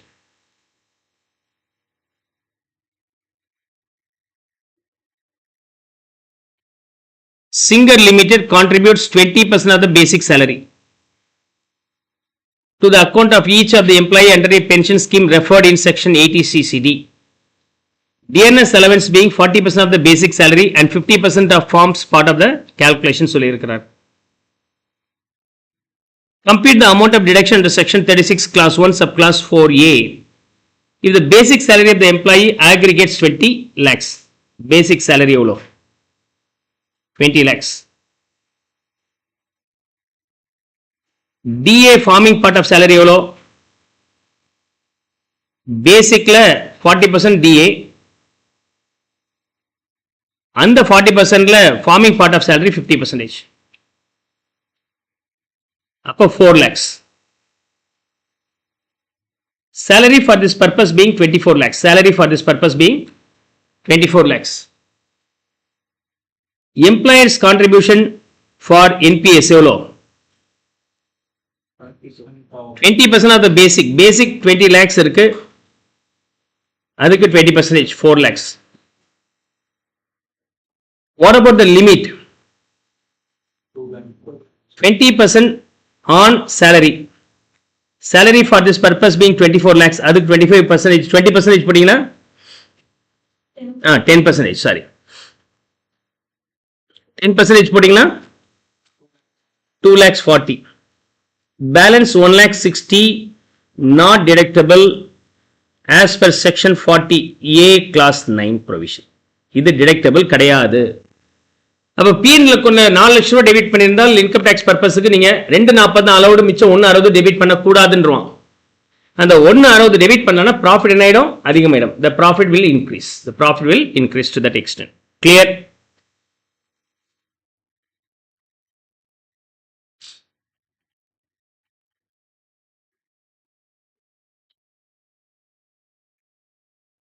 Hope you'll be now able to understand all these cases.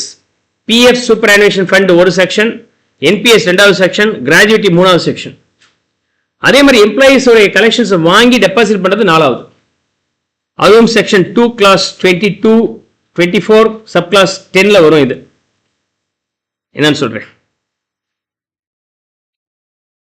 இந்த some.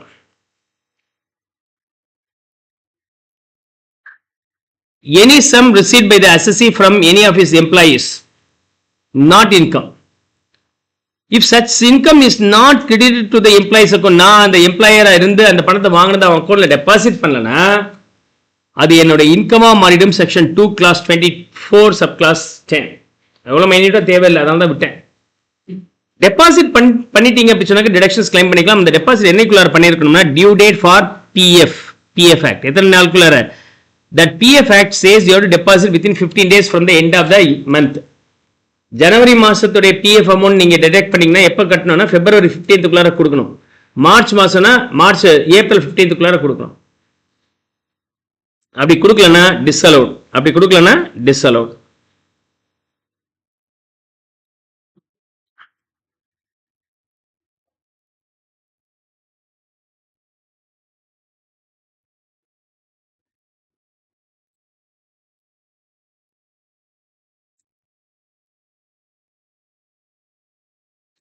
Payment basis பத்தி பார்த்தோம்.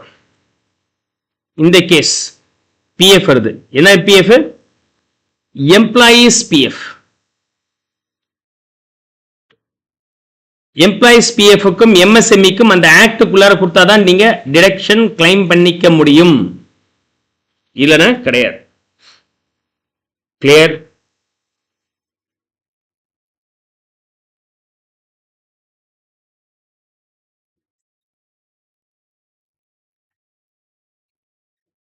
Now,